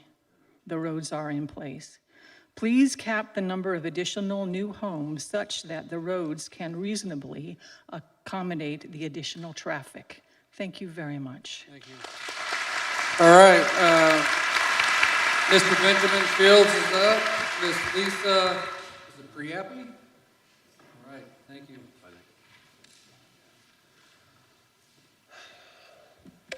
Mr. Mayor, council members, my name is Ben Shields. I live in 9947 West Langtree Gulch Road in Star, Idaho. After attending multiple meetings, we have heard numerous times that what is presented must be fact, not emotion or opinion. We ask that the standard be held with the applicant to ensure that the city can make a sound vote that guarantees the protection and advancement of the city of Star. I will review some of the opinions that Willowbrook's application and development agreements state. Next slide. Willowbrook states housing will be compatible with surrounding areas. The Hillsdale and Monument Ridge homes on the left versus the townhomes and small homes on the right. As stated before, in design, size, and density, they are not similar. Next slide. They state the golf course will be the focal point. Not sure how that is when you cannot see it through the wall of townhomes. Also states compatible with surrounding uses and existing intended character of the vicinity. Next slide. Stating a driving range, commercial, and clubhouses is in alignment with the intended character, which is rural homes and raising animals, as opinion. As you can see, the arrow, this undetermined neighborhood commercial space lacks any details to the intended use. There needs to be clarification to understand the full impact of these facilities. TIS does not factor in commercial traffic. Next slide. This small space is going to house a multi-million-dollar water filtration system, generators, fire stations, police station, and EMS services. How is all that going to fit in that tiny little space? Included in the open space and amenities is multiple commercial items. They state these commercial amenities will not constitute nuisance activities.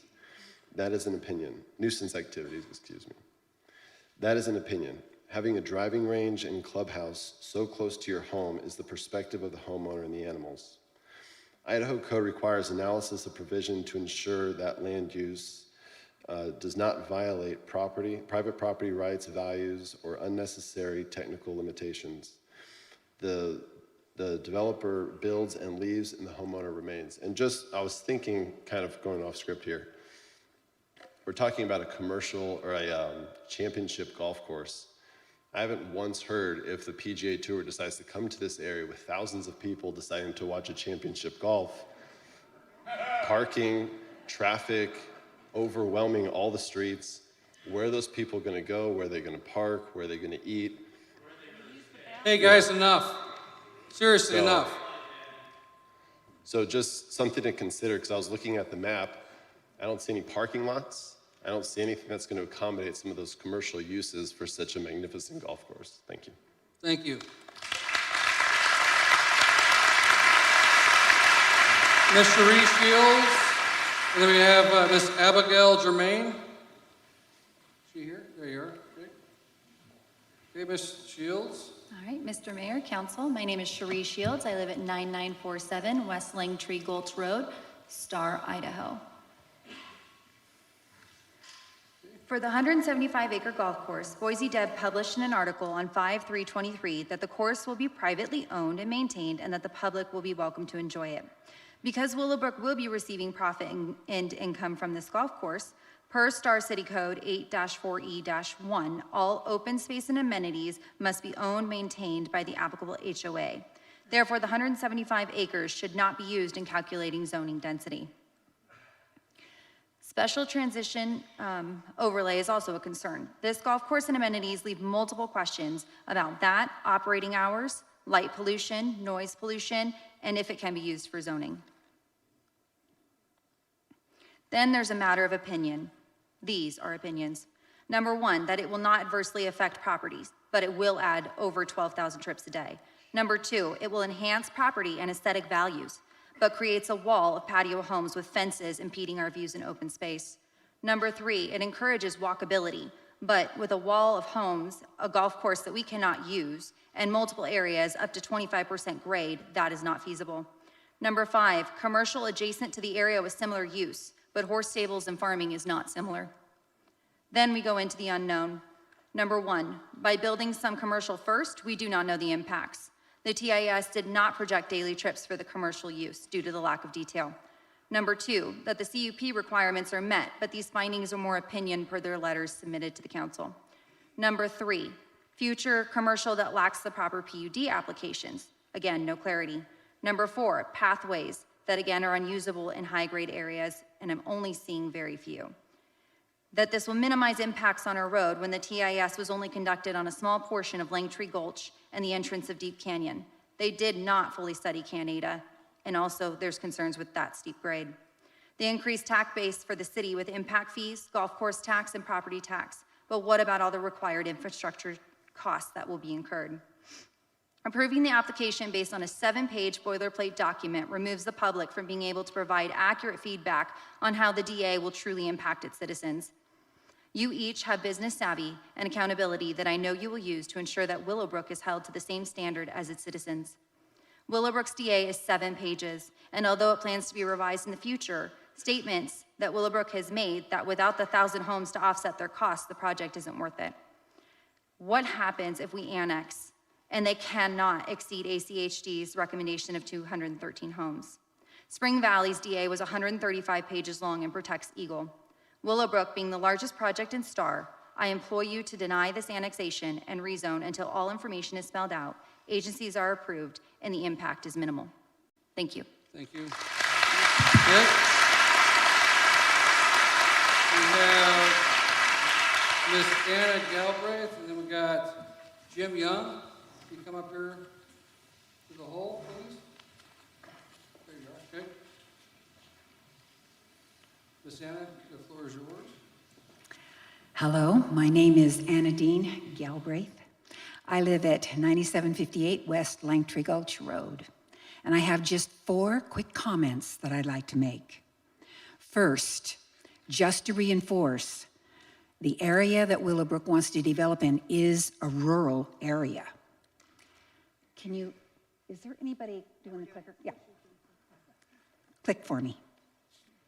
There's a combination now of 344 homes, each on 1 to 10 acre lots between Monument Ridge and Hillsdale. The current Willowbrook plan will put 1,094 homes on 314.4 buildable acres.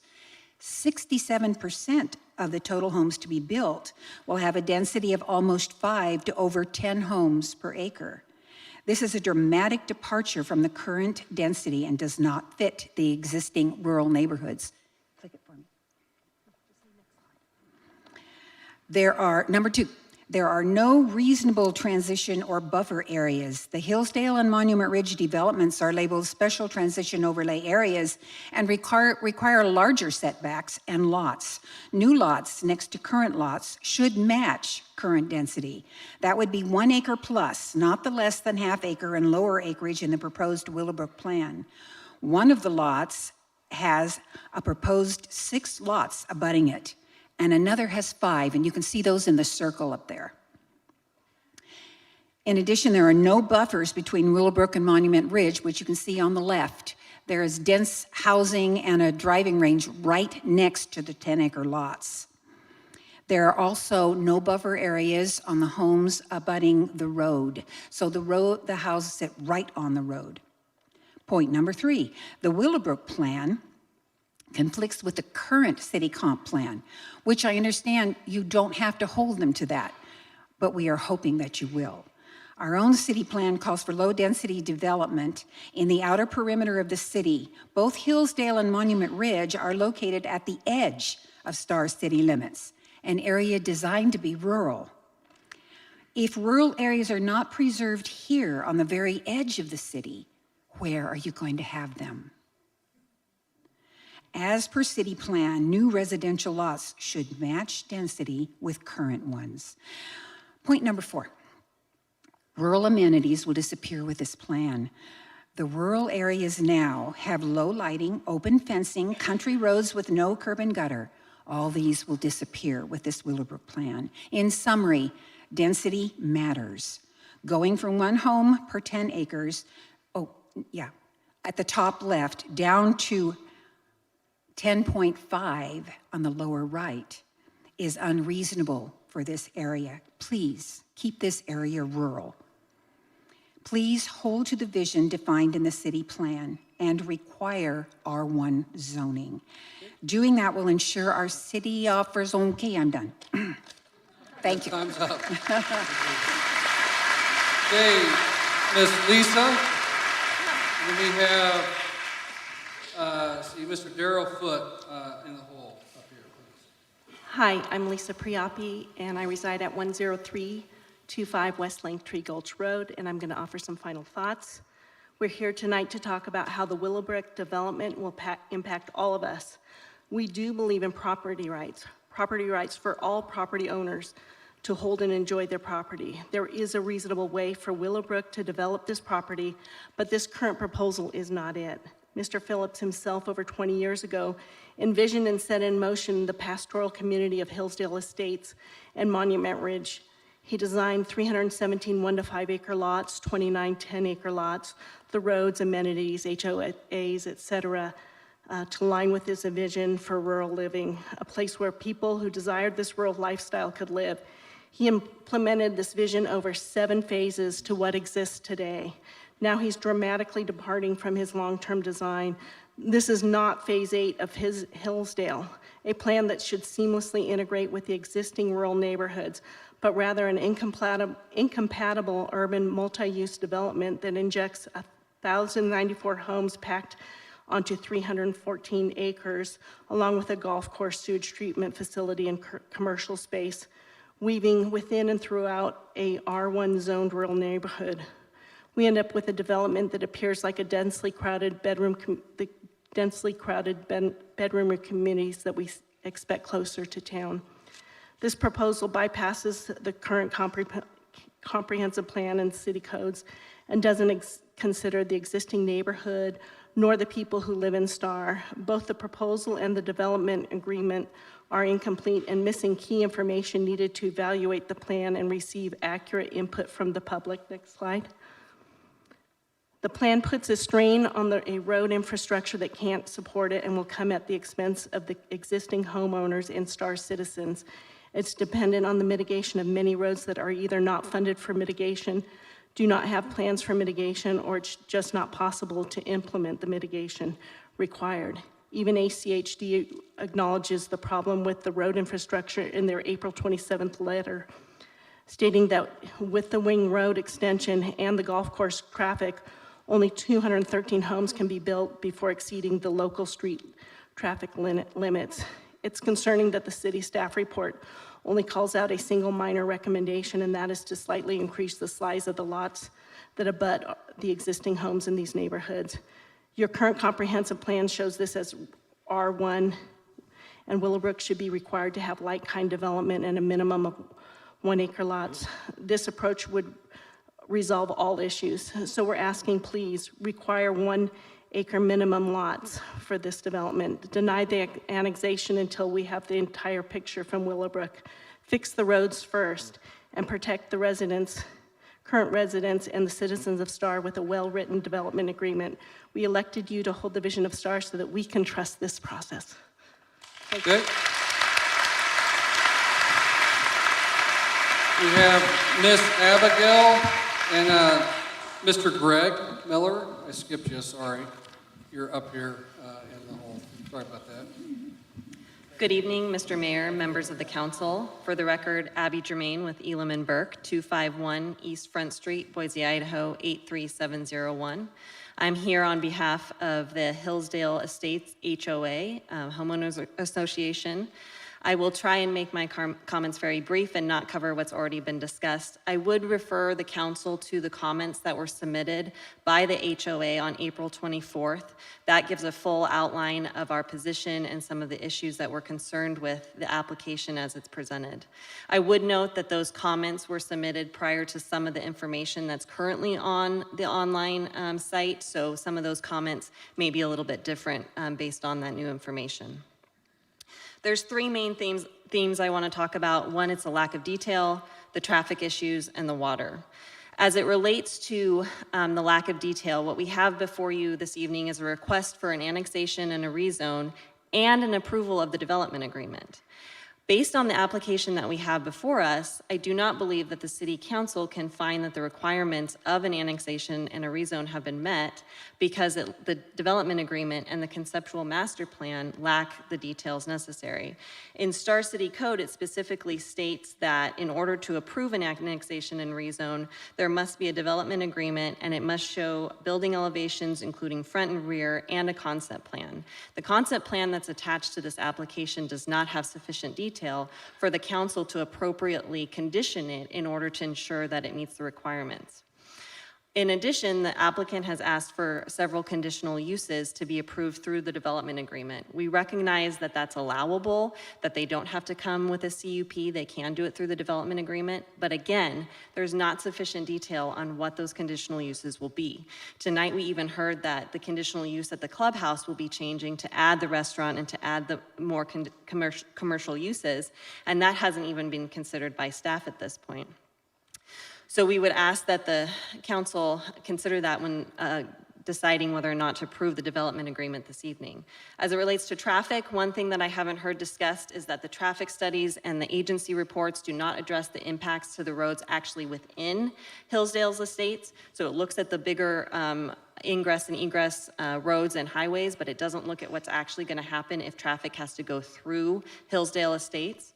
And then as it relates to water, I would say that we did hear a lot more information from the applicant as it relates to the reuse plan, but none of that is really included in the actual application and what is before the council today. So what we're doing is we're considering how there might not be impacts to water in the future if this kind of reuse program is approved. And there's a lot of permits and approvals that they need in order to do that. So today, we don't have any assurance that the council is confident that the resources there to support this development exist. As has been noted, the comp plan that the staff has reviewed this under is the older comp plan. The council, though, can certainly condition this in a way that meets the future comp plan. And with that, I would stand for any questions. Okay, thank you.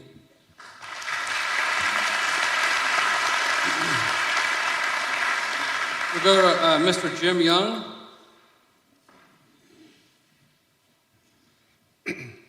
This is an increasingly difficult act to follow.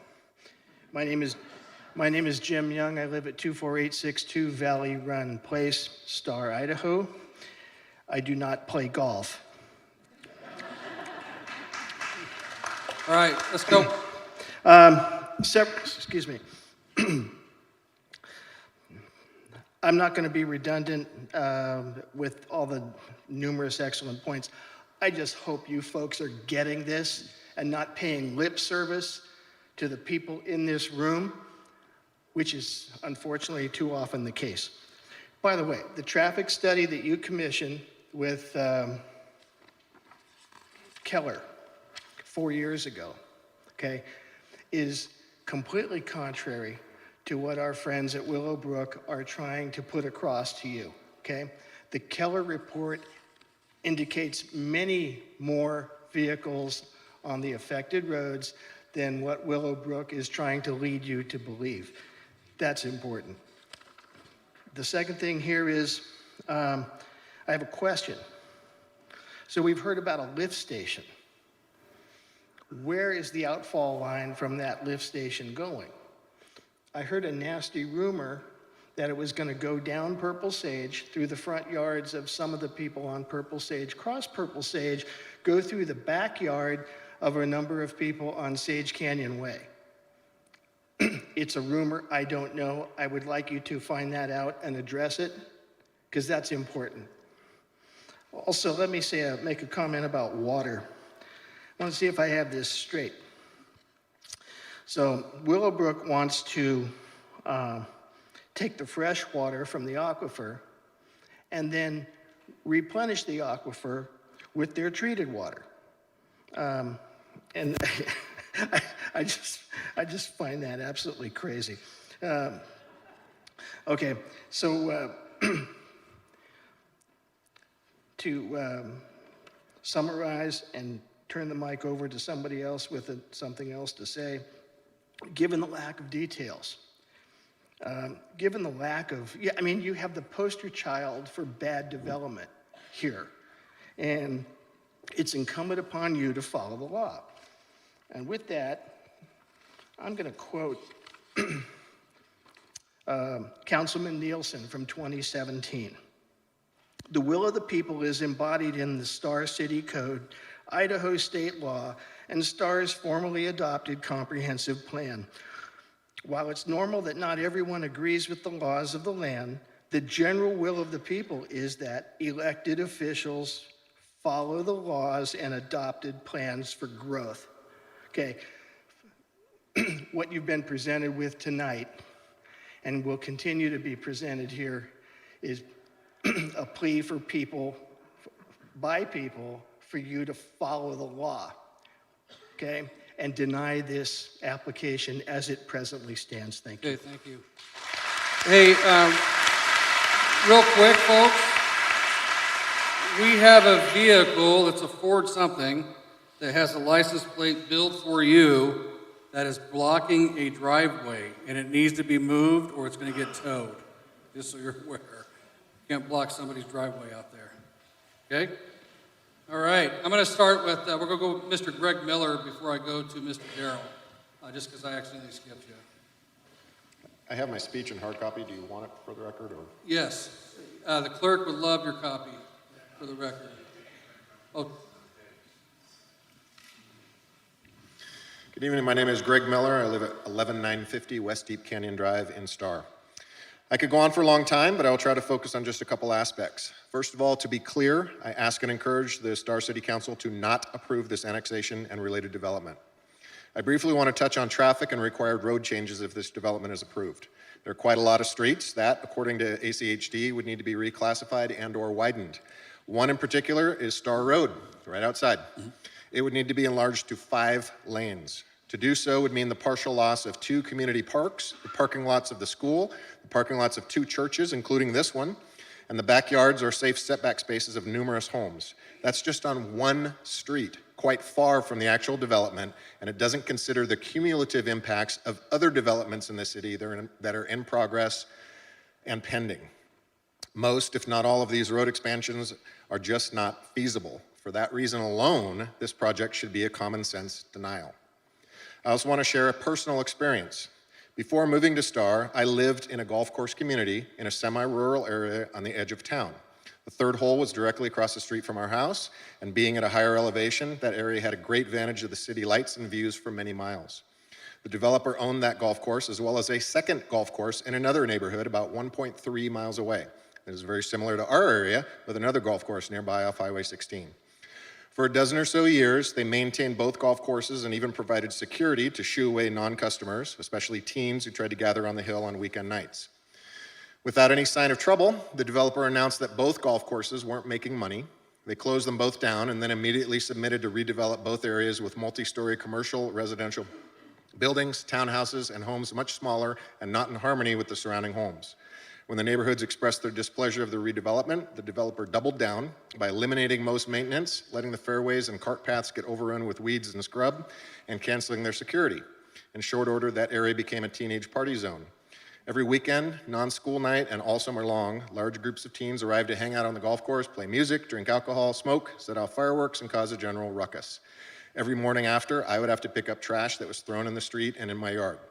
Neighbors called the police numerous times for general dispersal. I personally called the fire department for one of 2 hillside fires that they caused, and I personally called the police to report a group that brought and brandished a gun.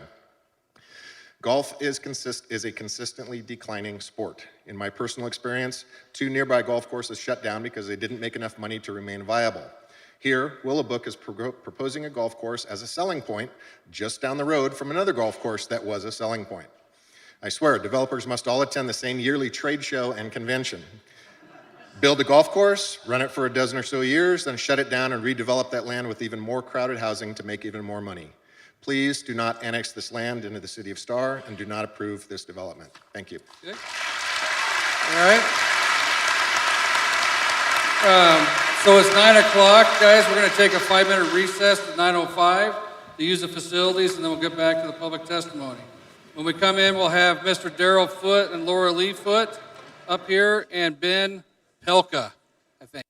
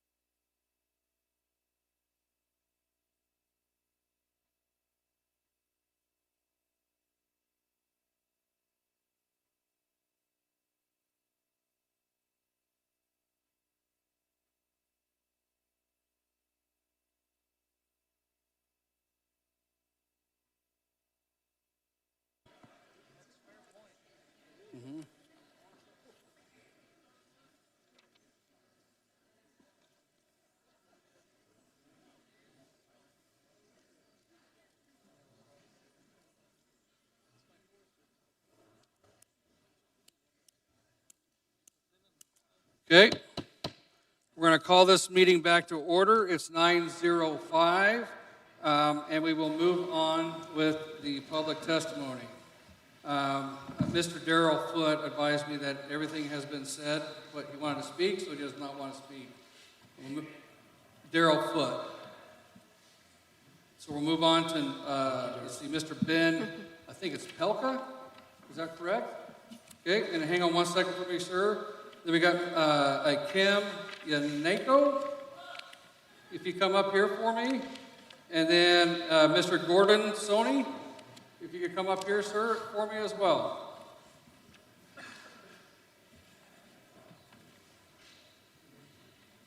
All right, sir, the floor is yours. Yeah. Please state your name and address, please, again, Ben for the record. Ben Pelka, 2284 North Finsbury Way in Star.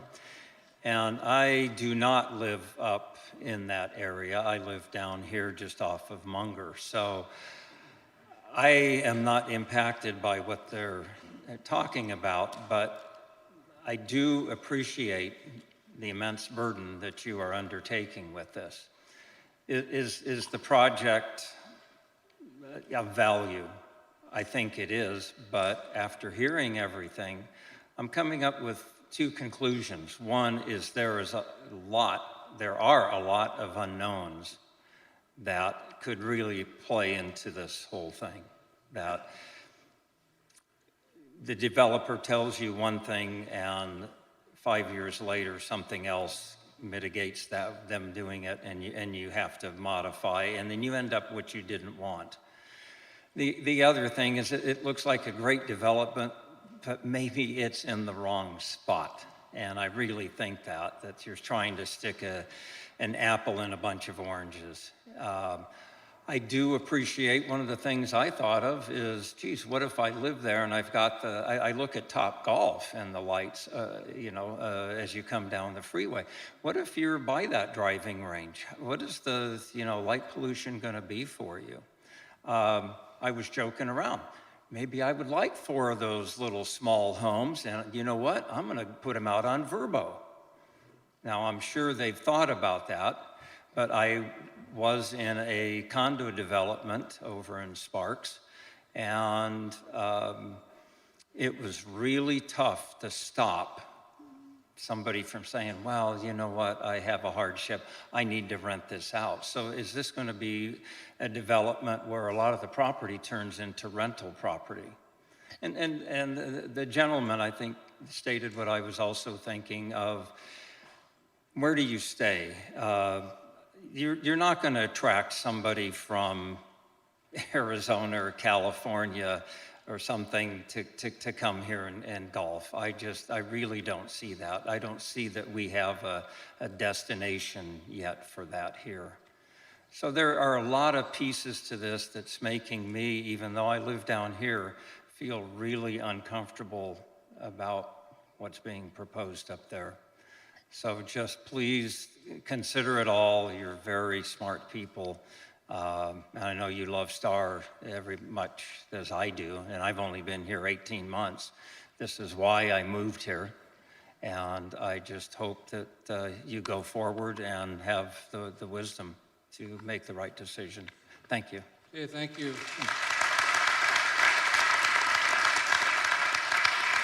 Okay, Ms. Kim, state your name and address for the record, please. It's a tough last name. It was hard for me to marry into. Well, hang on one second.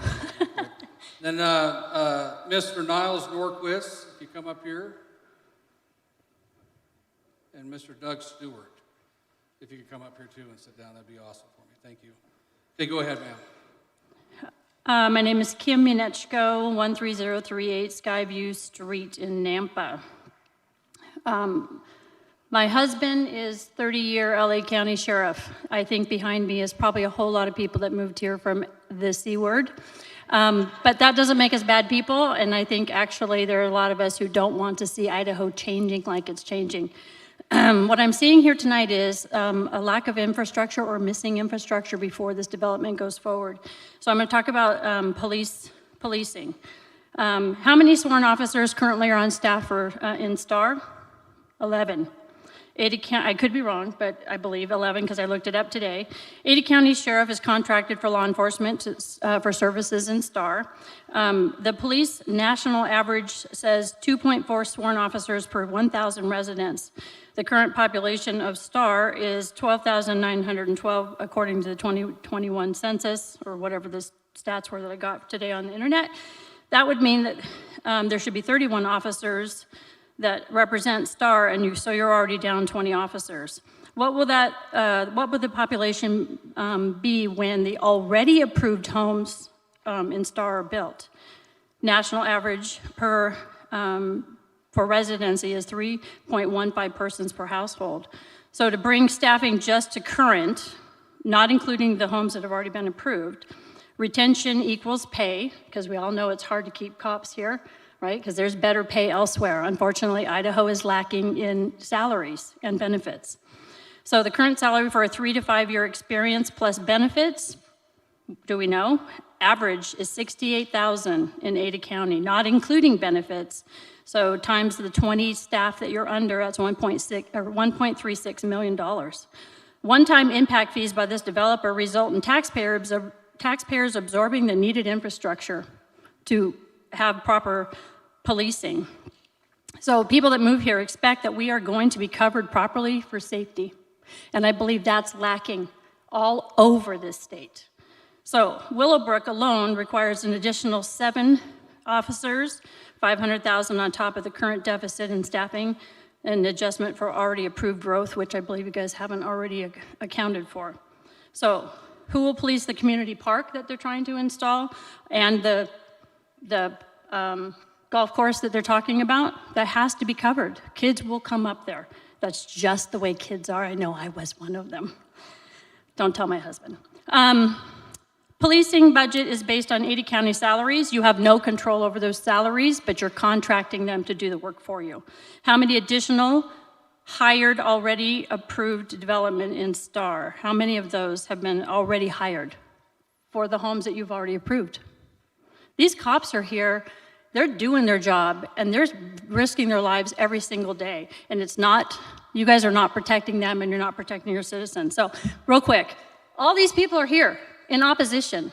And the fact you have 800 people signing, Time is up, ma'am. I think gives you the clue that this is probably not the time or place for this development. Thank you very much. I'm going to invite you, after the hearing's over, to call me and talk to me about the policing, because we're very on top of the policing in the city of Star. So I would encourage you to, after June 20th, when this is all done, contact me, and I'll give you a whole bunch of information on policing in Star. Because I'm passionate about that. Okay. Gordon, are you here? Sir? There you are, sir. The floor is yours. And we have Mr. Niles and Mr. Doug Stewart. Are you up here, Mr. Doug? Okay, go ahead, sir. Mr. Mayor, Council, ladies and gentlemen, my name is Gordon Slaney. I live at 12670 West Deep Canyon Drive, Star, Idaho. All the folks that spoke before me tonight have covered 99% of the issues that we are facing right now. What I would ask you, I'm going to get right to it. Don't go along with this annexation and this R2 zoning issue, and I'll tell you why, among others. Too many unknowns, too many promises that, quite frankly, I don't believe will ever be carried out. This is about the 4th time we've seen this movie, and it's always the same thing. Things change, and it's always the same thing. Trust us now, annex us in, give us the zoning, and we'll take care of it at a later date. There's too many unknowns, all the roads, all the lack of infrastructure, schools, everything. There's just not enough of it in place right now. If Willowbrook wants to build up here, let them do all the infrastructure. Let them build all the roads. Let them do everything they want to do.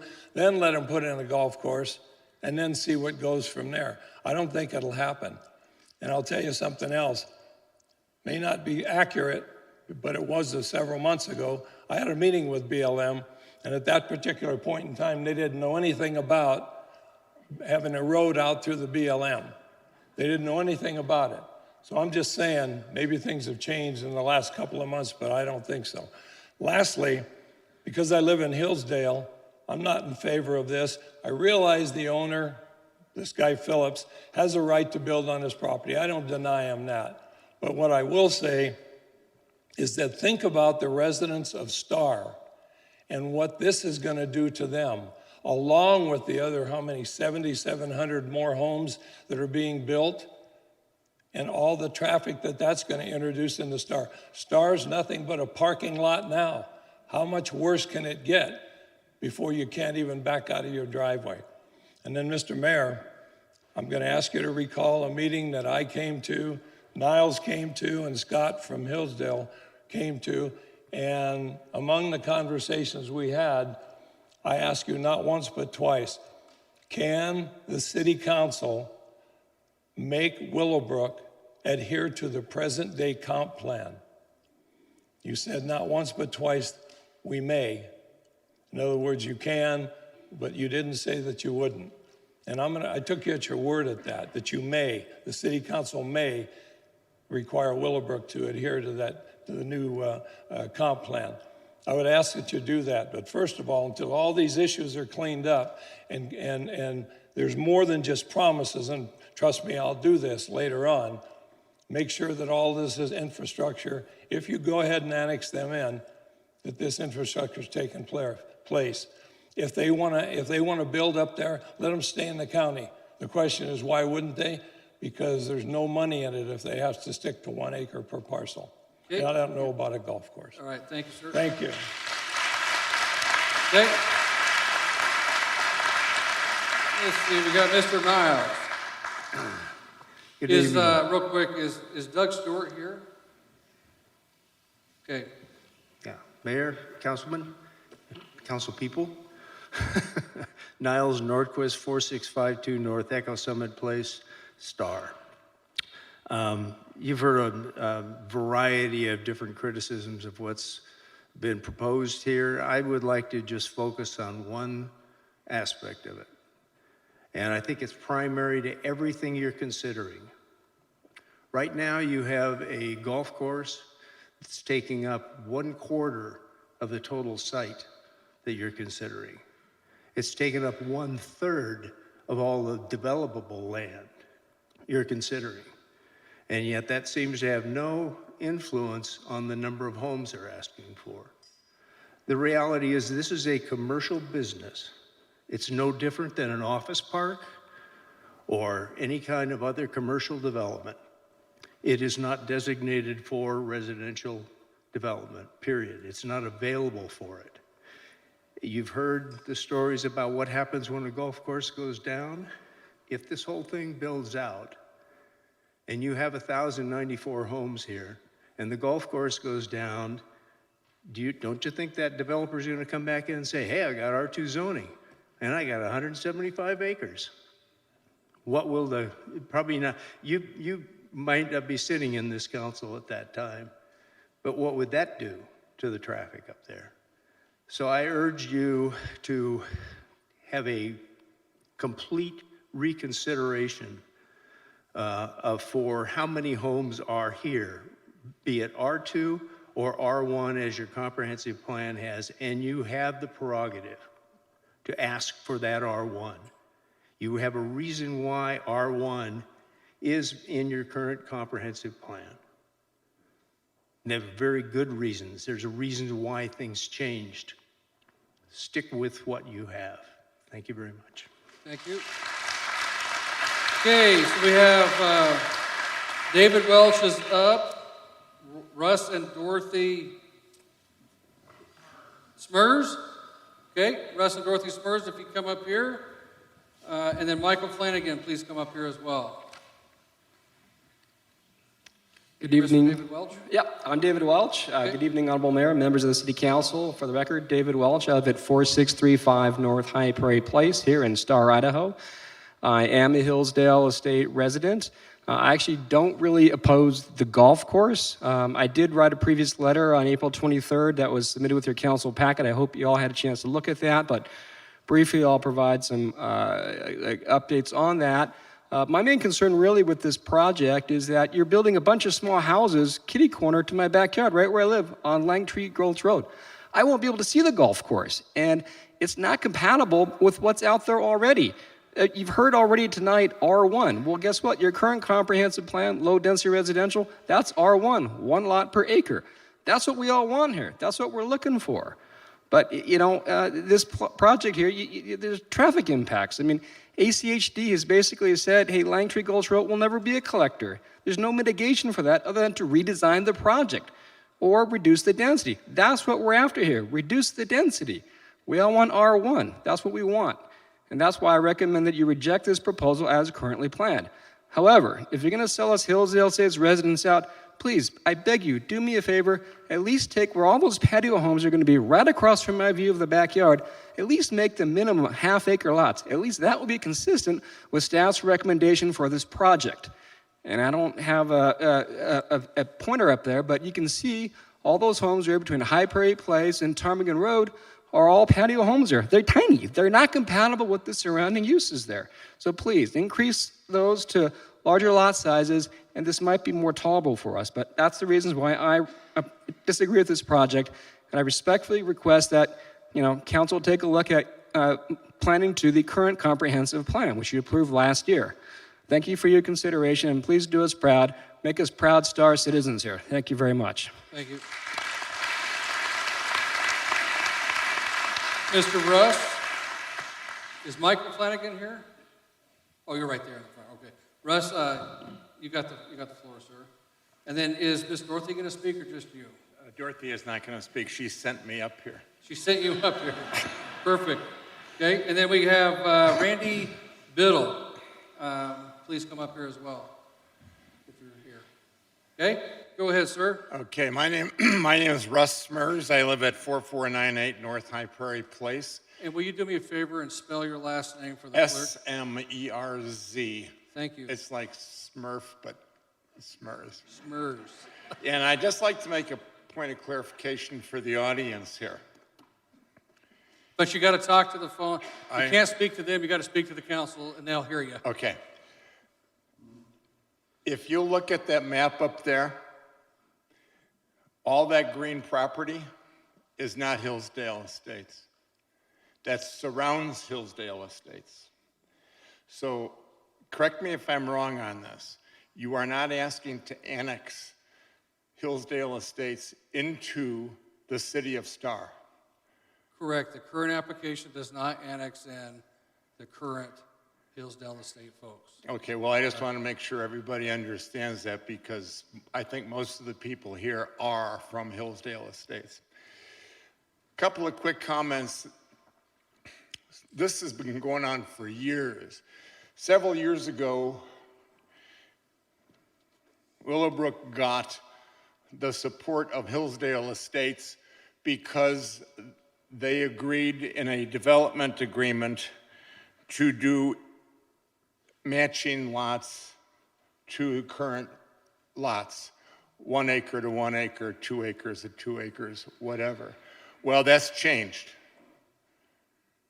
And now it's half-acre lots to existing lots. Not what we want.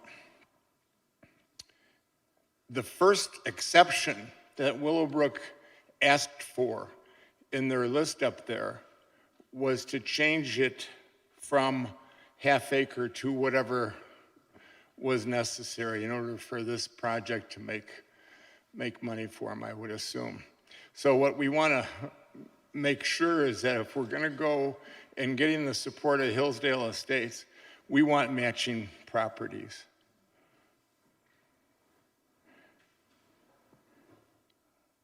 Secondly, and they sort of blew by this one, not many people, I don't think, are familiar with the Pathways Project.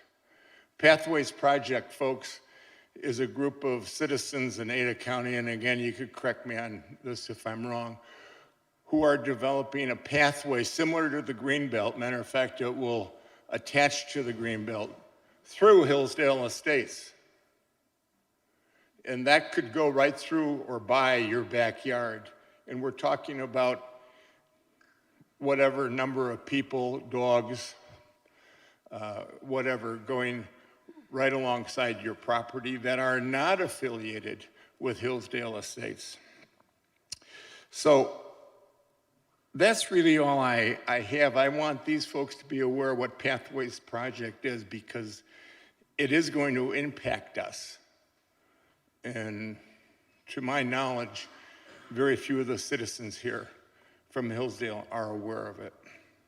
So I urge you not to vote yes on this project until we get clarification. Thank you. Thanks, Mr. Russ.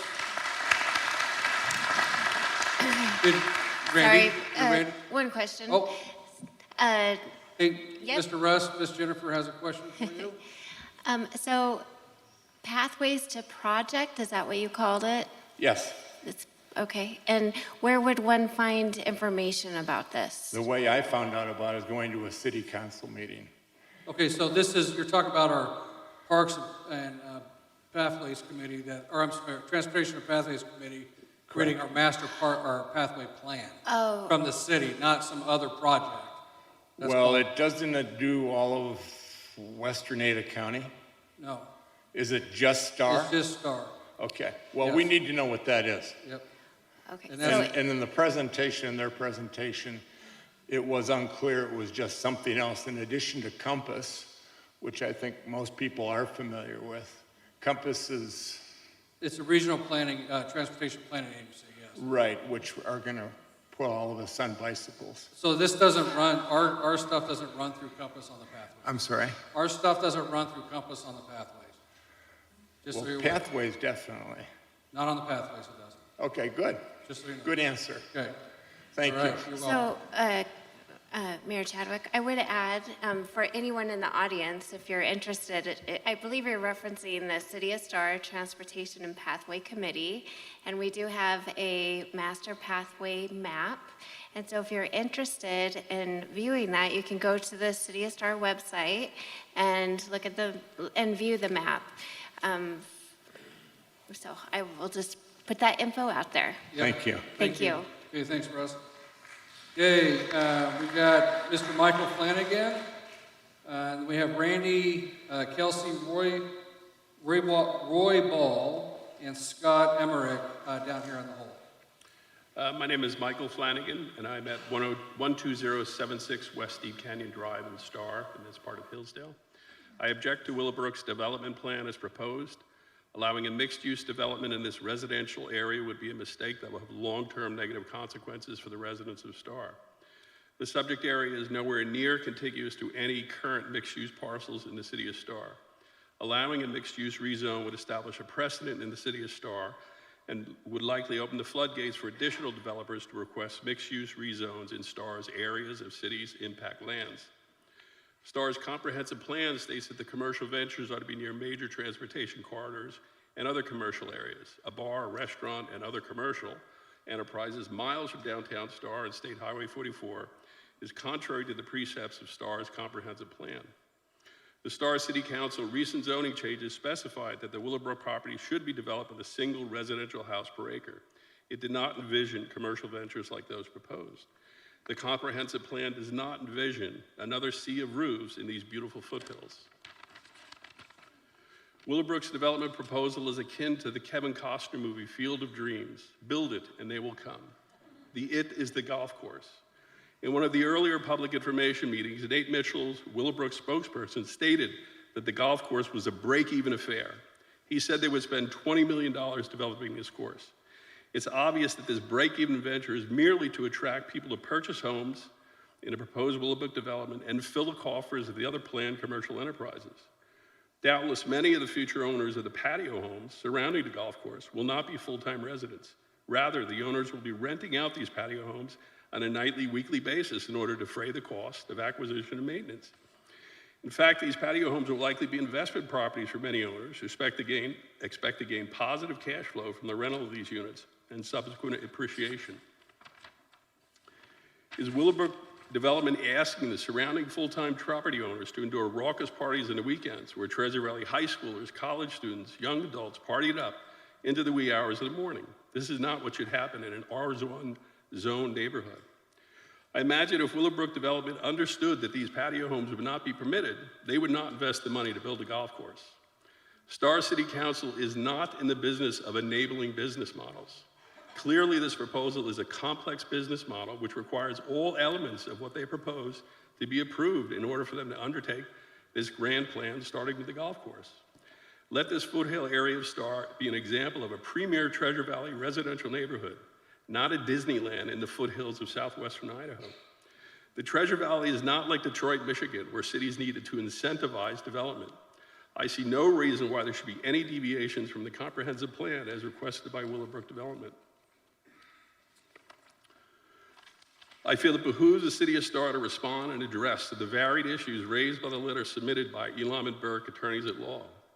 The City of Star, Ada County, and the state of Idaho has a documented public process Mr. that must Michael, be followed. time's up. Your 3 minutes Thank you very up, sir. much. Appreciate it, thank you.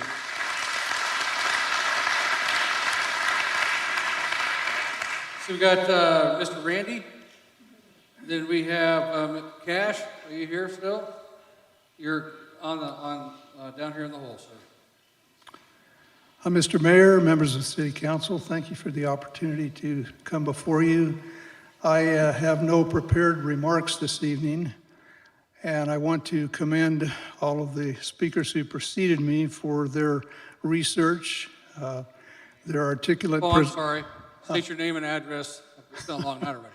State your name and address for the record. Randy Biddle, Biddle. My wife and I live at 10623 West Wild Iris in Star, okay, just a few blocks from here. Once again, I'd like to commend those who spoke before me for their research, for their thoroughness, for their passion, and for their articulation in opposition of this patently absurd project. And I want to join my voice with theirs in serious opposition to this being approved. On the one hand, I'm amazed that it made it this far in your deliberations, but on the other hand, based on what my wife and I have experienced as nearly 6-year residents of Star, I'm not surprised at all. Out of respect for the gentleman who preceded me, sort of stole my thunder that this concept of the golf course as a Field of Dreams project, I think that's an apt metaphor. I try to put myself in the position, not being a golfer, if I were a golfer, would this be a destination for me? And I think the answer is obvious. Of course it wouldn't be. There are no other amenities. There are no high-end restaurants. There's no high-end shopping district. There are no hotels. There's no place to stay. There's no place to park. And to get here, I have to wrangle my way through all the traffic issues that this golf course has inflicted on the people who already live here. So I think it's terribly ill-advised. And I would echo my friend Niles Nordquist, who's been up here, I think, almost 14 years. I think there's a very high likelihood that this golf course will fail for the reasons I just mentioned. People might come here once, but are they going to come here a second time to play golf? They've got lots of other better choices for all the reasons I listed. So I think it's likely to fall into disuse, which means the maintenance will degrade and it will be abandoned. And as has been stated earlier, having the benefit of the, R2 designation, the developer owns the property, they can come back and pepper it, carpet bomb it with as many houses as they want to under that new R2 ruling. The last thing I'd like to say is that not much has been said by those of us who live south of Floating Feather, and we will bear the burden that being downstream, metaphorically, of a bad idea, that we will bear that burden. And I would hate to see that for the community. STAR is poorly planned, it's poorly executed, and we need people who can do a better job. Thank you.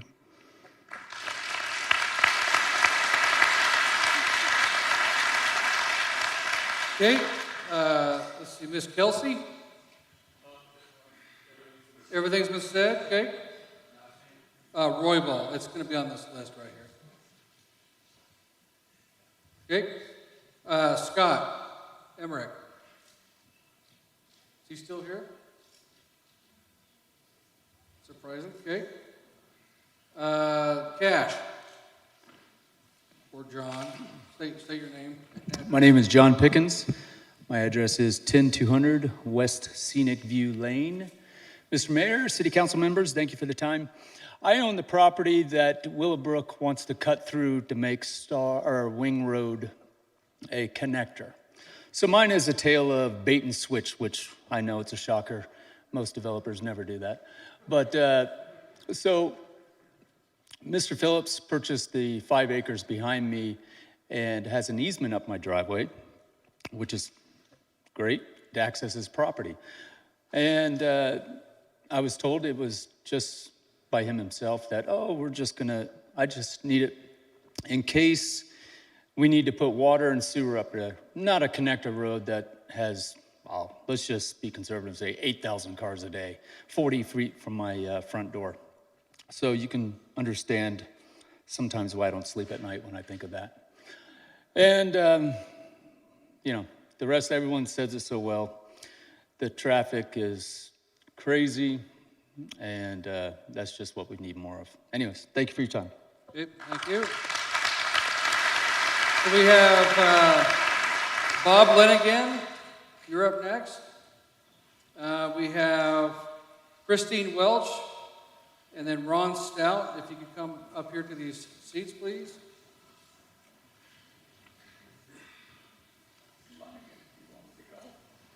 Yes, you're up, sir. Yeah, absolutely. Okay, hang on a sec. You got to come to the microphone for us. State your name and address for the record. And Bob Lenigan, 10605 West Deep Canyon Drive, Twinkle Twinkle. Okay, go ahead. Okay, I'm 100% opposed to this proposal. Number one, it's an open contract. And if there's anything that you guys should know, it's business. And there's nothing in there that makes them do anything. Nothing. You're insulting us. I'm an old businessman. I did pretty well. I retired at 52. And I did capital equipment.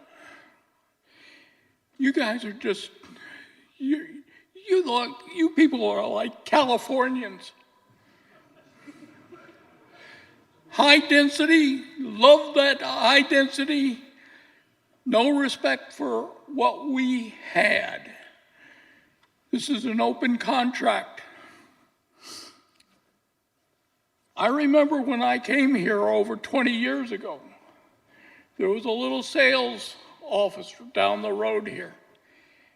And in there was the plot. And the plot said that there was going to be 5 and 10 acre for the rest of the material, the rest of the project. You guys you should go look at history. Because what you guys are doing is wrong. Damn wrong.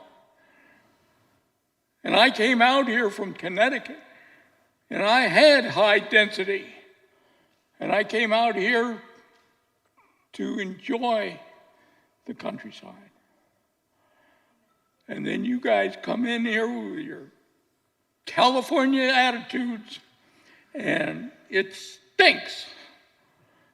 I'm sorry, but I'm an old fart, and I'm just damn sick and tired of this type of bullshit. Excuse my French. We don't need it. We don't need any of this. And if you annex Hillsdale, think of how many people are here. And they'll be thinking of you. That's it. Okay, thank you. Hey, no. All right. Guys, like I said,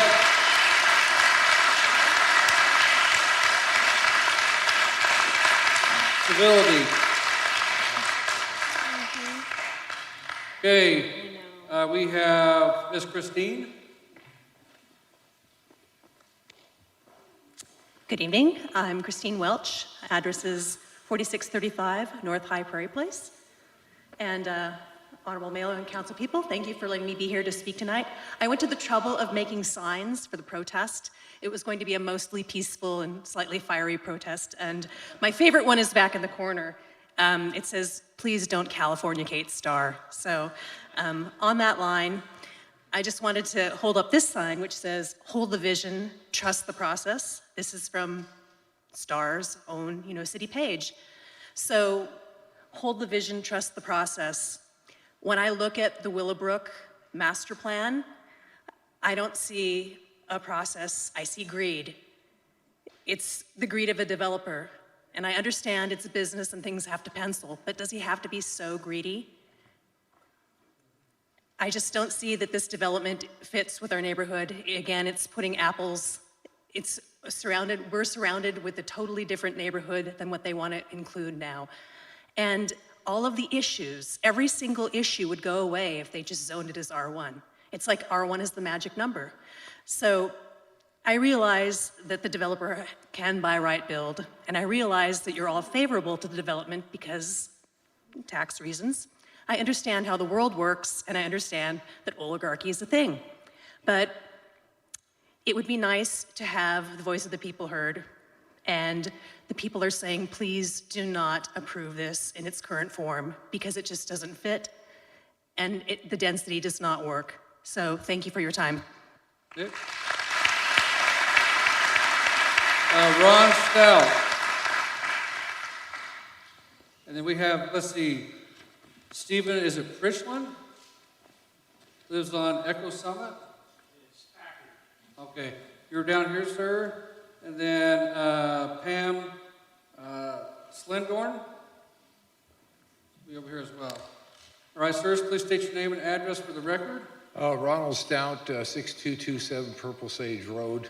And to that gentleman who didn't like California ideas, I'm from California also, and I'm against this project. We live on Purple Sage, and in the last year, 3 homes sold across the road from us, and they sold for 1.1 and 1.6 million. And widening that road, taking part of our property, will have an impact on us, and who will compensate for the decrease in property values. And I've come a little bit experienced with that. We come from California. I had a beautiful walnut ranch right on the Kings River. Jerry Brown's high-speed train came through. It was projected to start in 2012. It's supposed to be up and running. They don't even have the middle third done yet. We bought them for 4 years. They only wanted to pay for the 7 acres that ran through our property. They bought the whole farm. And we got an attorney out of our law firm who was excellent out of Las Vegas, eminent domain, and they paid for everything. The train came a quarter of a mile from our house, noise from the train, the vibration in the ground, they compensated everything. Who's responsible for the fees if there's litigation? Is it going to be the taxpayers of the city of Star to defend the council's decision, or will it be the developer who's trying to widen these roads to 5 lanes? I see that they're paying the city impact fees for fire and sewer and police, but there's no compensation to the property owners for the impact on their lives. That's all I have to say. And I'll be glad to talk to anyone about my experience with eminent domain. Okay. Thank you. Mr. Stephen? Please, when you spell your last name too when you're up there. Stephen Packard, P-A-C-K-A-R-D. Well, that's easy to say. I just couldn't read it. Thank you, Mayor and Council. I live on 6052 North Echo Summit Lane. I've listened to all the testimony. I'm an Idaho native, born and raised. That's not a big issue with me. We're all neighbors, and I love my neighbors up there. I don't know if anybody's really looked at this. So my question is, I live there. My question would be to the council, have you drove up Deep Canyon Lane? Any of you, have you drove up there? It's beautiful, but it's a windy road. If you look at this, there's not a straight road up there. And it's bordered by BLM land. And 16, our neighbors to the north in Emmett, it's increasing traffic. And I can't even imagine 1,200 more cars coming down Deep Canyon Lane to get on 16. It'll be backed up to my house. But it's a wonderful idea. I'm just saying that it should stay with R1. It's just not a grid. It just doesn't fit. Thank you. All right, thank you. Thank you. Is this still on? Can you guys still hear me? Okay. All right, Miss Pam, and then hang on one sec here. Mr. Dave Blanchett. Okay, thank you. Before Then- you start my time, I wanted to, Well, we're not starting your time yet. oh, So hang on one sec here. They shouldn't start your time yet. no, not yet. Okay. And then Kenneth Richardson. Come up here, please. And then Kathleen Northrop. Okay, go ahead, ma'am. State your name and address for the record. Well, I just want to say that I'm pointing out where all the houses want to be built. Like You guys state your name and address first for the record. Pam Slendorn, 5089 North Golden View Court. Of course, Star, or I wouldn't be here. Okay. Okay, so the Idaho statute code regarding the property rights component requires an analysis of provisions which must be necessary to ensure that land use policies, restrictions, conditions, and fees do not violate private property rights, adversely impact property values, or create unnecessary technical limitations on the use of property, and analysis as prescribed under the Declarations of Purpose in Chapter 80, Title 67, Idaho Code. Background analysis, private property rights encompass not only the right to develop, invest, achieve, and profit from property, but also the right to hold and enjoy property. Property rights must balance the individual's desire to do whatever I want with my land with the respect for the property rights of neighboring owners. And that's your Idaho statute code. This is outside the golf course, this is the first where a proposed subdivision is completely coming in, taking over, and intertwining in another subdivision. Normally, a sub would abut another sub on flat land, but this one completely affects all the roads and canyons and the way of life for over 350 plus homes and natural habitat in the canyons, and not only star streets and the traffic. Most of the areas where they want to put the homes are in deep canyons, some of which have never been walked on and are typically not flat development land. They are deep canyons, some in excess of 25%. We have roads that are not very wide, are curvy, no sidewalks, no solid fences, and no street lights. Homes abutting the canyon with wildlife and natural habitat. It is not conducive to the amount of homes they want to build within the existing subdivision. There also has been no study done on the impact of the roads within the existing subdivision. This also completely would devalue their property. Studies that still need to be done. Soil or engineering tests done in the canyons where the homes they want to build abutting the other homes are pretty steep. Water drainage studies. We also have water drainage easements where they have proposed housing. There has been no study done on the impact of the roads within the existing subdivision. So all those windy roads you see in and out, and no sidewalks, there has been no study done on these roads for traffic. And you're talking, we have, within the two fingers there's only like not even 250 homes. And then you want to put the other fingers, you want to put over, what did we say, 1,400 homes? And then you want to put them on all these little roads with no sidewalks, no street lights, and people can't even ride their bikes now, and you want to put all that traffic in on there. So I'm telling you, this is not only dangerous to children and pedestrians, but the community. Damn it. That's time. Can I just So, conclude? Just but my here- conclusion, just No, really it's quick. okay, no, you get 3 minutes, but I would suggest that you just hand that over to the clerk. I know, So we but can let me just include it in the say, record. No, if you ma'am, don't ma'am, approve- no. It's 3 minutes, and that's it. I'm sorry. So you can hand that to the clerk. Thank you.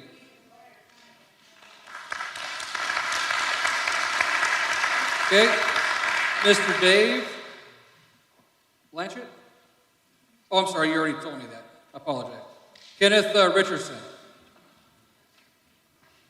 Thank you, Mayor and Council. Kenneth Richardson, 11370 West Langtree Gulch Road. If I own the property, I'd want to develop it. I do love golf. Golf course will not work there. I'm flying to Ireland, actually, Monday to play golf. I come from California. I've seen golf courses just fail. Okay? If this golf course was so great, there should have been a Harvard Business School study to prove how fantastic this resort area would be. And if you Google right now, you'll find 6 Tom Weiskopf's public golf courses, and most of them are in resort areas that offer skiing or some other type of entertainment. So the driving range will be right abutting my 10 acres, along with the maintenance shed, okay? I've been in a lot of golf courses. They put the maintenance shed and the driving range near the clubhouse at a lower part of the clubhouse so that they can get food and everything else. So I don't even understand this design. Number 18 or whatever I'm on, the traffic, the studies are just ridiculous because you are in La La Land. I mean, I would just advise you and your traffic people to go down and watch the rodeo and see what that traffic does on 16. That's what you need to go do if you want to get a real study. Hey, the people online can't hear you speaking when you're clapping. Let him finish his comments, please. As far as the water goes, I just went down another 100 feet to hit water. Okay, so I was at 380, now I'm at 480. Okay, so when you say your water study's not going to be an issue, there will be an issue. Okay, and this is all preliminary. Once if you approve this, if you do, then the litigation's really going to start. Okay, because that's when you're going to find out that you're not meeting code, you're overriding your decision and your legal obligations. So I just, everybody that's done the work before, that brought in all the legal documentation, I appreciate it. But if this gets approved as is, that just is going to start. I'm all for R1. If I owned it, I would develop it. I get it. My constitutional right, you actually created my constitutional right to pursue my happiness. That's why I bought that house. I have horses, I love to hunt, I love to fish, and I love golf. Right? So you created my pursuit under the Constitution to pursue my happiness.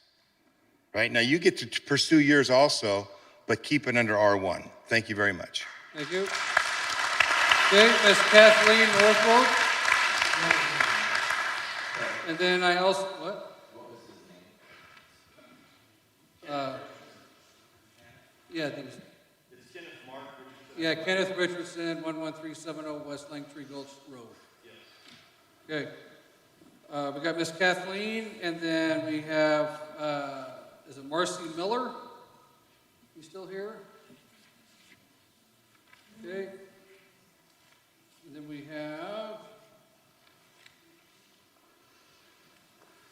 that is all that signed up to speak. All right, Miss Kathleen, state your name and address, please, for the record. Kathleen Northrup, 11334 West Colina Vista Drive in Star. Okay, go ahead. Thank you, sir. Mr. Mayor and the council, I wanted to bring up some present, current day things for consideration. We live in Colina Vista, which is right off of New Hope Road, which is adjacent to Wing, Beacon Light, and just down the street from Canada. Current state, there are 7 subdivisions that are started, not completed, broke ground and that on Beacon Light itself. There are 2 on New Hope. If you just do an average of 100, you're looking at 900 homes right there. That's already been approved, that's in progress, that's gonna be using those roads. So that traffic impact is huge before taking on this project. And these roads, there was no timeline presented here. We have no status.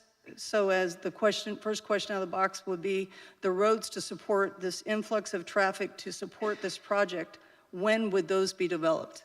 We don't even have enough right now for what we've got. How are we going to support that? And the second thing I was going to bring up was with respect to fire. There's supposed to be a fire station going in at Plummer and Floating Feather. That has not even broken ground yet. We experienced a construction fire up by Colina Vista. Response time was 7.5 minutes. If you put in the 900 homes, the oncoming traffic, currently we don't have Brandon, but all of those traffic obstacles, and you don't have a fire station, which I'm guessing is probably going to another 18 months to 2 years, you're probably looking at 10-minute response times as opposed to the current 7.5-minute response times. So those are things current state, if you could please take in consideration, because we're not in support of the project. We like the country atmosphere that we have here with our neighbors. Thank you very much. Okay, thank you.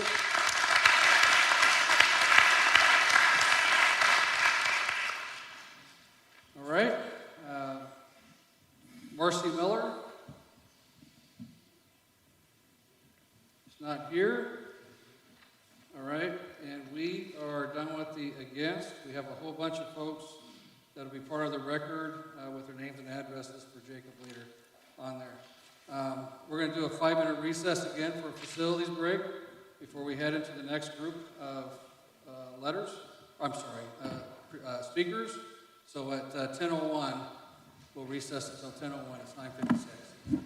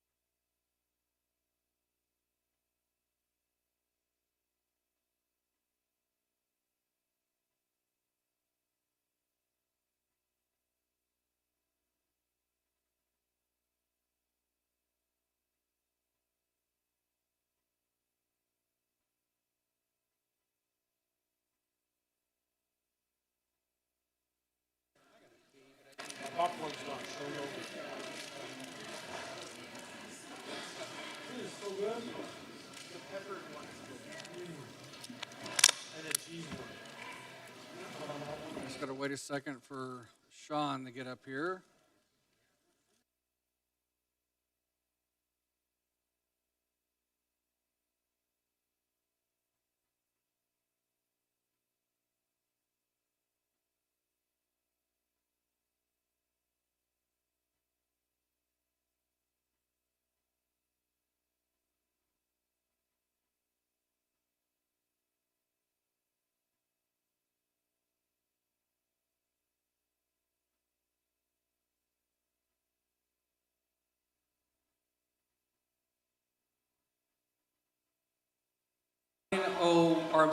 It's 10:03, and we're going to resume the public hearing process. We're on to the neutral sheet here. I do have Michael Keys will be up, then Chris Todd, then a Peter Albinson, I believe, then Steve Burton and Nita Metro. If you could all just come up here to the front, that's all we have left to testify. That'd be fantastic.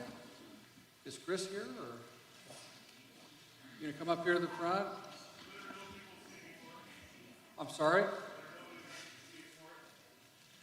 That was at the very beginning, and there was nobody that signed up, correct? Okay, all right. Mr. Michael, if you please state your name and address, please, for the record, and then Sean will get the timer going.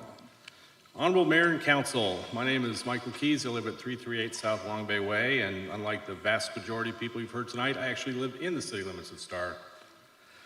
Now, there can be no doubt that this area will eventually be developed. Star's future city limits are well defined on three sides, and it's only logical that the city gains developmental control of the parcels related to this project to control Star's very destiny and ability to grow for decades to come. But there's a giant something or other in the punch bowl here. The TIS and the ACHT staff report bring up many troubling issues that must have a defined resolution before this project is approved in its current configuration. Ironically, Mr. Phillips and Mr. Mitchell have both had a role in the decades-long history of defining our current inadequate transportation planning in that area. However, in my opinion, they've done an admirable job in marshaling the agencies and doing the infrastructure planning for most other areas of the project. The issue of supplying police and fire protection, utilities, electricity, gas, telecom, municipal water and sewer, and irrigation water have been addressed, and reasonable plans are in place to accommodate them. The agencies and other entities that must do so are on board and are able to perform. And certainly schools and school overcrowding are an issue, but there are definable, though not trivial, paths forward to address those. One outstanding issue regarding schools, though, is the location of an elementary school parcel within the project. And Mr. Mayor, you mentioned earlier about guaranteeing a parcel, and I hope you'll follow through on that. The sole outlier, though, is that there's still no reasonable defined path forward for the Willowbrook area transportation network. This council must take steps to assure that an adequate transportation plan is in place to accommodate whatever project and whatever configuration moves forward in this area. While I'm in favor of the city gaining developmental control over the project area, I'm neither in favor nor opposed to the particular project, but I'm adamantly opposed to any project moving forward in this area without an adequate transportation network being well defined. Now, I heard some comments earlier, and I wanted to address a couple things. When it was asked if this was in the best interest of the city, I think that the city maintaining a growth path to its north, I think is in the best interest of the city. Wing Road being extended through the current city park, if that happens, could be an issue. I know 3 of you were here when the city made a commitment to not do that. If you decide to change that, I hope that the citizens of Star get something really good in return in that detail. If we do put a road through the BLM land, I certainly hope that we can maintain our ability to go out there and still do target practice. And there was some discussion about the golf course being redeveloped, and in order to prevent a bait and switch, and I'm sure the developer will say that'll never happen, Time's up, Mr. Michael. please consider having the developer dedicate the redevelopment rights to the future HOA. Thank So, you. If you don't mind, pass that in to Mr. Jacob. Oh, that looks like it's tight, but, okay. All right, Chris Todd. Evening, Mayor, Council, Chris Todd, 10497 West Deep Canyon Drive. I have the privilege of living on one of the busiest roads within Hillsdale. My lot is across from the Equestrian Center near some of these transition lots. I'm here to ask that if this project is approved, that the lots that surround Hillsdale are true mirrored lot sizes of what's currently there. I'd also ask that the housing be designated as R1. The reason for that, I think it will give the Weiskopf Group an opportunity to come in and actually redesign a course that meets a championship level or tournament level golf course. I've been lucky to play golf my entire life. I want to go with Ken on Monday if you have any extra room. I'm a good caddy. The plan that Willowbrook has shown is very basic. It's, I would say, bland, not a tournament-style golf course. I would say it's more similar to Eagle Hills than maybe a Banbury or a Spurwing. I think that the site lays itself out properly for some elevated and planning of the golf course to take into accord some of the land that they're not using to the southeast. Also, the natural draws to the north of the current deep canyon lend itself to par threes or par fours, similar to what's at Quail Hollow. All of these things, I think, could be roughed out and looked at in a different way. The course as it is right now has 16 out of the 18 holes that are fronted on, or both sides of the hole or have homes on them. I know that some of my friends would be taking out windows at least every 9. Highway 16, I've been a canary in the coal mine on this since I moved into the city of Star 8 years ago from the big city of Eagle. Highway 16 is a killer highway. The environmental study has not been completed. We hear rumors that it might be funded, but it hasn't commenced. The improvements and connections to Ari Way and Spring Valley to the east need to be vetted, studied, and an actual plan to be presented to the city so they can understand what does this transportation route look like in the future. The transfer of BLM land and working with the federal government is a time-consuming process, and I come out of experience with that. There is vested interest, I understand, to develop to the north and to maintain the city's natural progression to the north, as well as to our governor's land that's between Chaparral and Deep Canyon for future extension along that Purple Sage or Ari Way connection. This connection needs to be shown as an actual plan to the city. With that, stand for any questions. Okay, thank you. All right. We got Mr. Peter Albinson.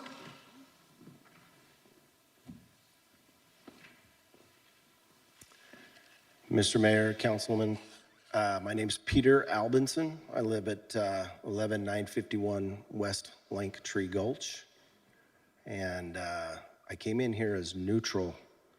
And after hearing a lot of the very well done research a lot of these folks have done, I am not at all neutral anymore. It doesn't make any sense. And I've always known that. I came here 25 years ago. I'm a native Idaho, and I just finally, made enough money to buy some land.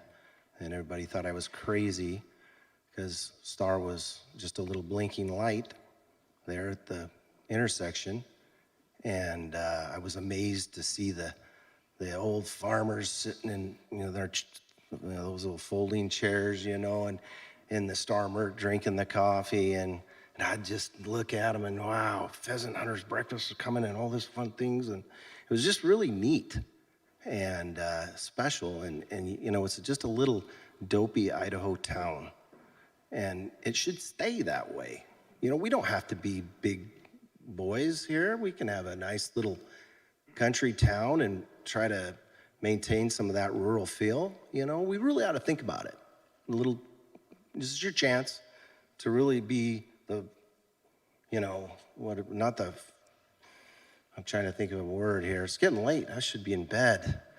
But it's really, truly you guys' chance to, you know, keep Star and make it a real destination type of place, not a destination place for people to all come live. Because when I was here, nobody was here.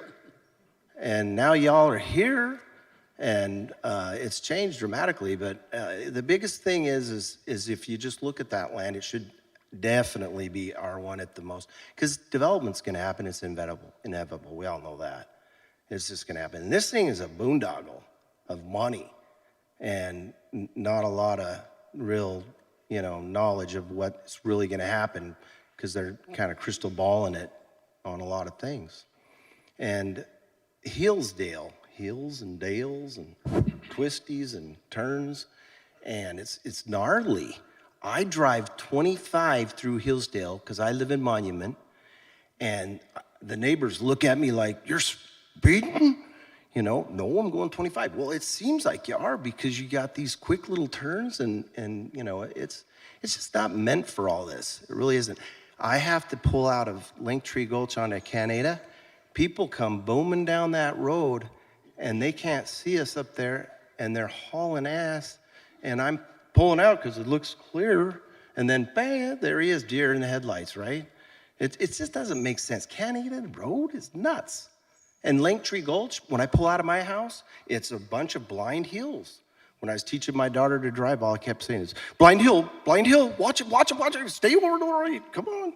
You know, so we really ought to stick to the R1, and until there's adequate roads and smart things, all the roads north, far north roads. All right. Mr. Steve Burton. So did council get my email? You guys have it? Wait, yes. Okay.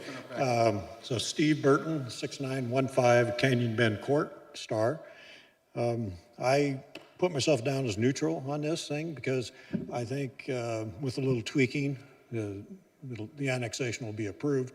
I think what's going to come down to is the zoning.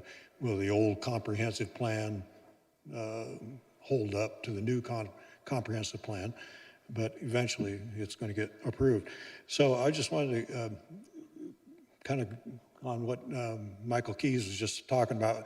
The transportation plan is really the one that's I think needs to be talked about a lot more.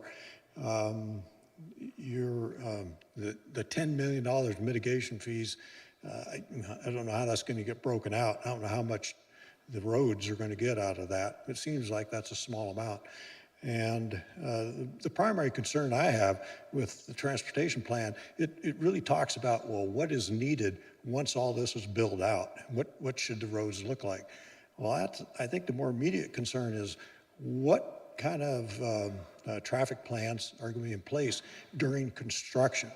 It always seems like that's when the biggest problems arise is during construction. You got all the road closures and whatnot. How do you get around?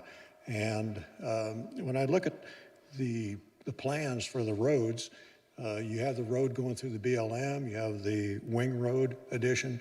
Those are all new roads. You install those, there shouldn't be as much interference with traffic. But the big one's Canada.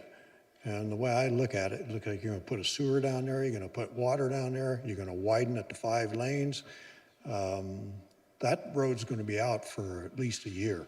So what is the plan? How are you going to make accommodations for the people that live to the north and northwest of this development? And I'm suggesting that, you know, things have to be rerouted down to Highway 44.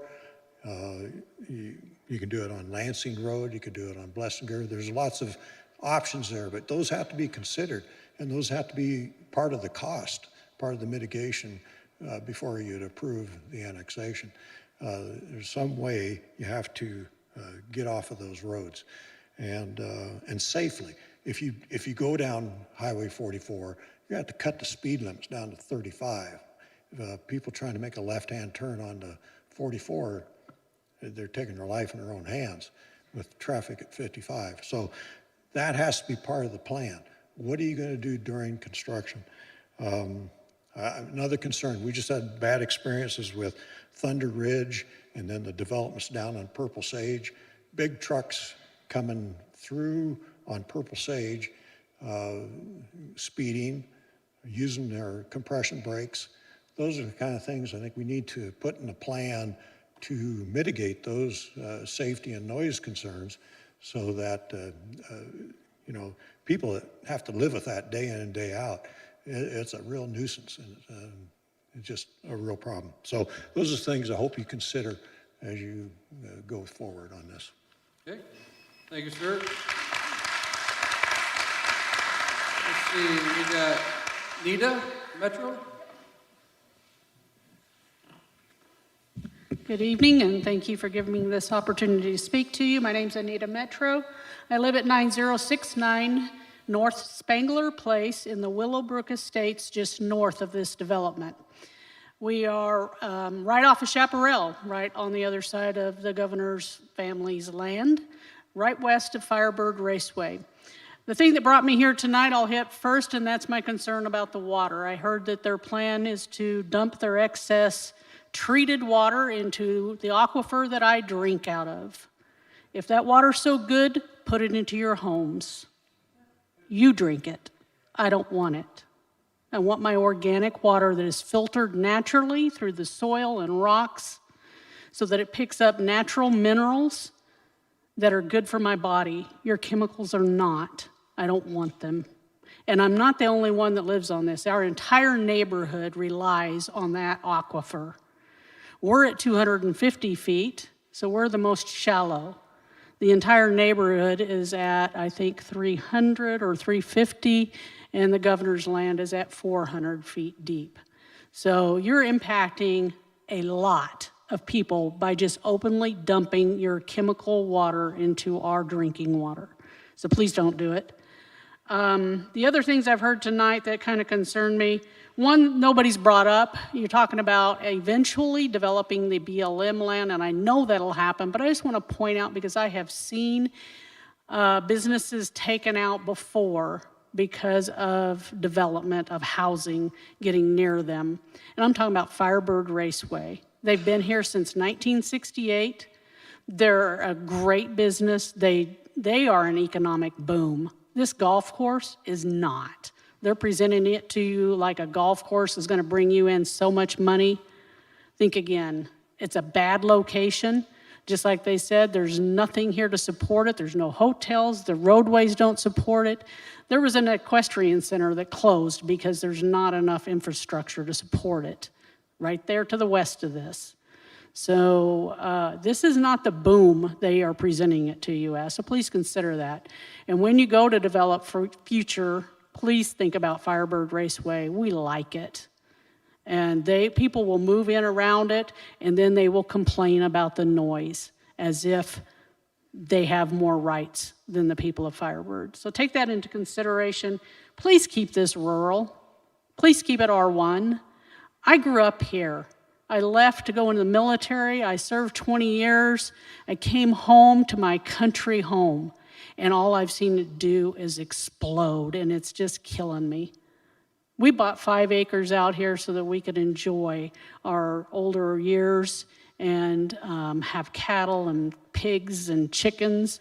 And you put this kind of housing in around us, they're not going to like the smell of it. They're not going to like our roosters crowing. They're going to complain. And where's my life? It's gone. Yeah, thank you.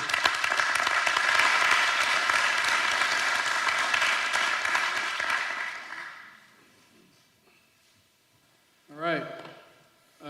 That is is it that signed up to speak. We'll have the applicant come up. You have 15 minutes. Did you get that? Did you change that? To rebut the testimony. At this time, council can ask questions of the applicant as well.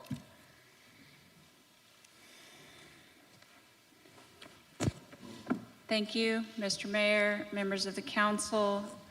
Obviously a lot to respond to. I'll do my best to kind of consolidate comments for you. We'll start with the traffic, obviously a big concern, and we already addressed a bit of this in our presentation, but I want to try to respond to as many of the comments as I can. Mr. Moore said at the beginning that the applicant had proposed to widen Deep Canyon and Langtree to 5 lanes. That's not the case. We didn't propose widening of this road even to 3 lanes. So that's just not accurate or reflective. You can see that in the TIS. He then said there was no alternative to that plan when it failed, and that's also not the case. The TIS did have to evaluate mitigations to avoid impacts to those roads. That is specifically addressed by extension of Wing Road and the new connection of Erie Road. To provide those alternatives, improvements to Canada also provide alternatives with trip distribution. Again, the protection is in place for these local roads from ACHD's conditions to enforce their local standards. Mr. Ben Shields said that the TIS doesn't consider commercial development. That was repeated by a few others.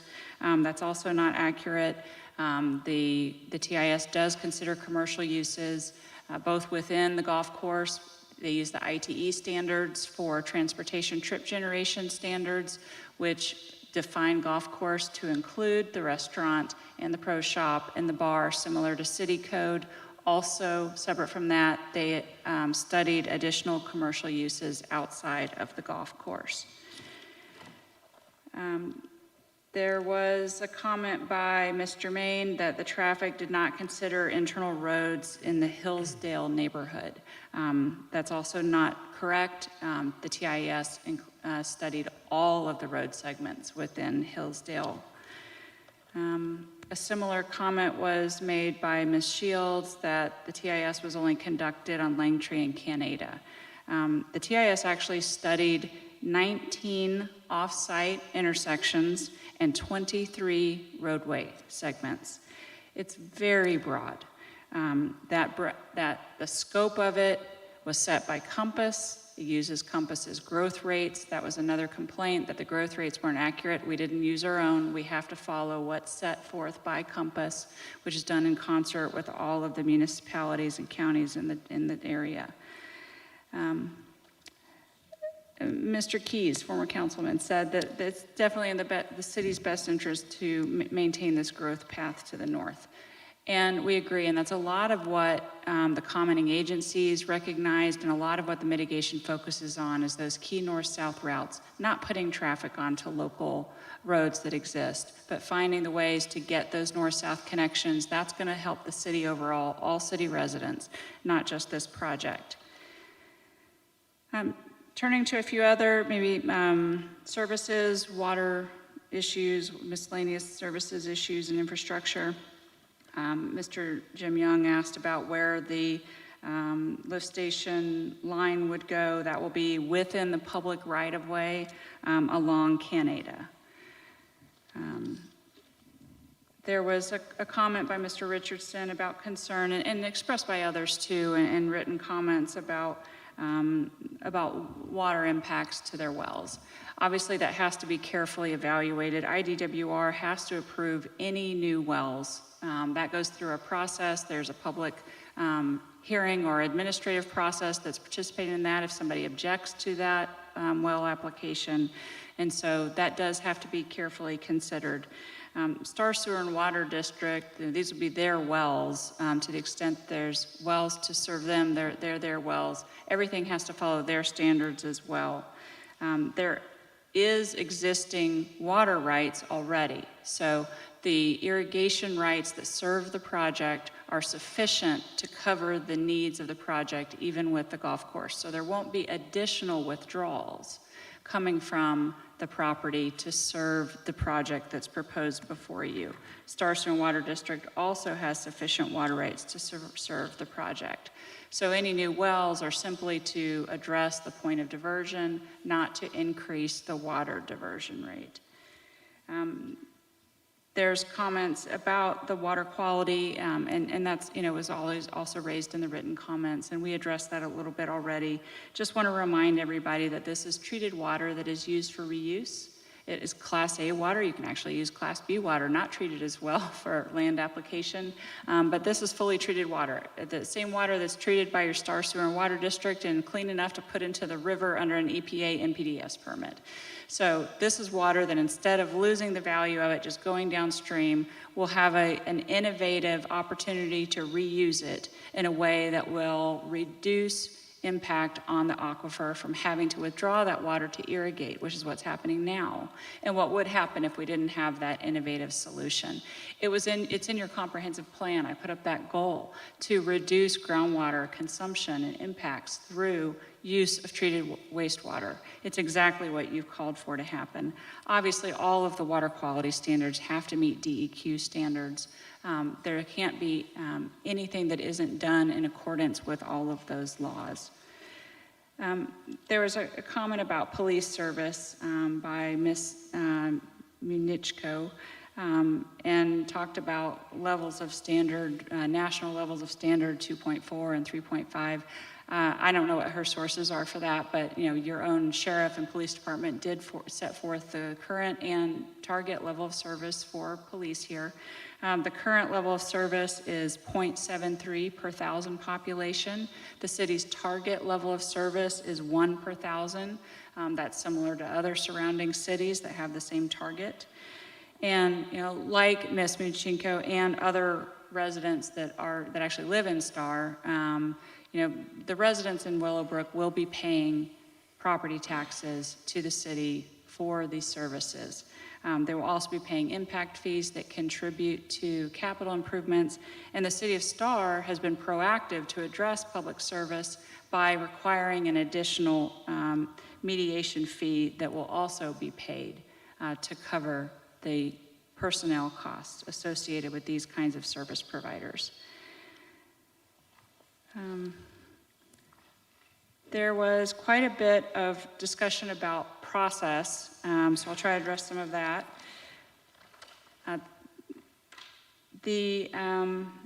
Ms. Germain, the attorney for Hillsdale HOA, talked about the development agreement not meeting the requirements, the way it was submitted to the city, of what's actually required. I think she is citing to an old section of code when she says that it's required to be submitted with an application.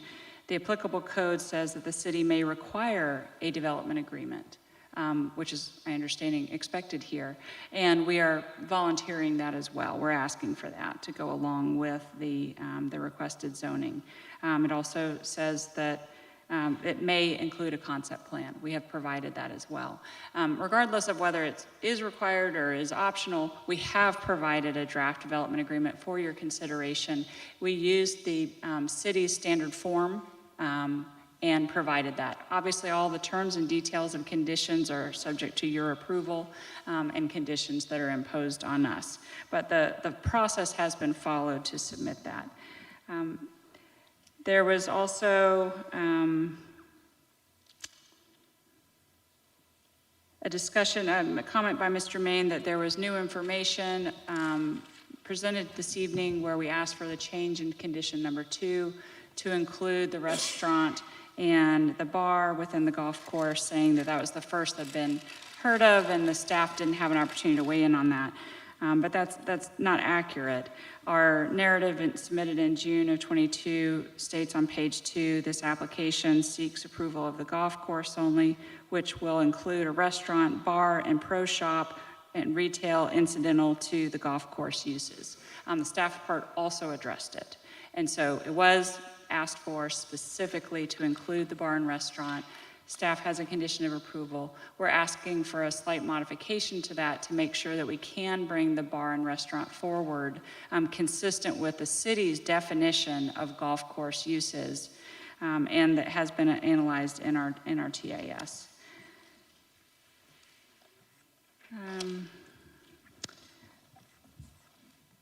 There's a lot of discussion about the golf course. Some people seem to want more amenities, some people want fewer. There's a request not to have commercial with it, that they're concerned about commercial, concerned that the golf course itself is a commercial use, and yet others, the ski resort was new, want it more amenitized. And so I think that it's appropriate to kind of think about what's coming here. You have a nationally acclaimed golf course designer who has put forth a design for your consideration for a quality golf course. It does fit within the property. It's appropriate based on the analysis that's been done. It has the right level of amenities to serve that golf course based on the experts that have weighed in on that and studied it carefully. It will have shopping. It will have the restaurant and bar. It will have parking. It will bring an opportunity for business. It is a business. People are right to point that out. It is a commercial use. I've heard the mayor and council comment frequently on how you'd like to add more businesses in the community to make sure you're increasing your tax base. It does that. At the same time, it provides this natural resource and recreational opportunity for the public to use. We're not trying to create something that isn't accessible to the actual residents in the area and the public to use. The density and transition, it's obviously very important, and that was discussed quite a bit. The bulk of the Hillsdale was the most of the comments here, and the bulk of those lots, especially those that front us, are about 1 acre. And I know there was a comment that the lots range from 1 acre to 10 acres. That's not Hillsdale. That's considering other lots on the other side of the development that were pointed out with Monument Ridge, has 3 lots. The bulk of these lots are about 1 acre. Half acre, as recommended by your planning staff, is an appropriate transition to 1 acre. 1 acre matching it perfectly isn't a transition. When you've got that range that's built into your code that talks about half to 1 is appropriate, the 1 is appropriate for much larger lots that you're next to. We're proposing denser, smaller lots to preserve open space for the golf course, to preserve open space in addition to the golf course, to create that opportunity to manage sprawl.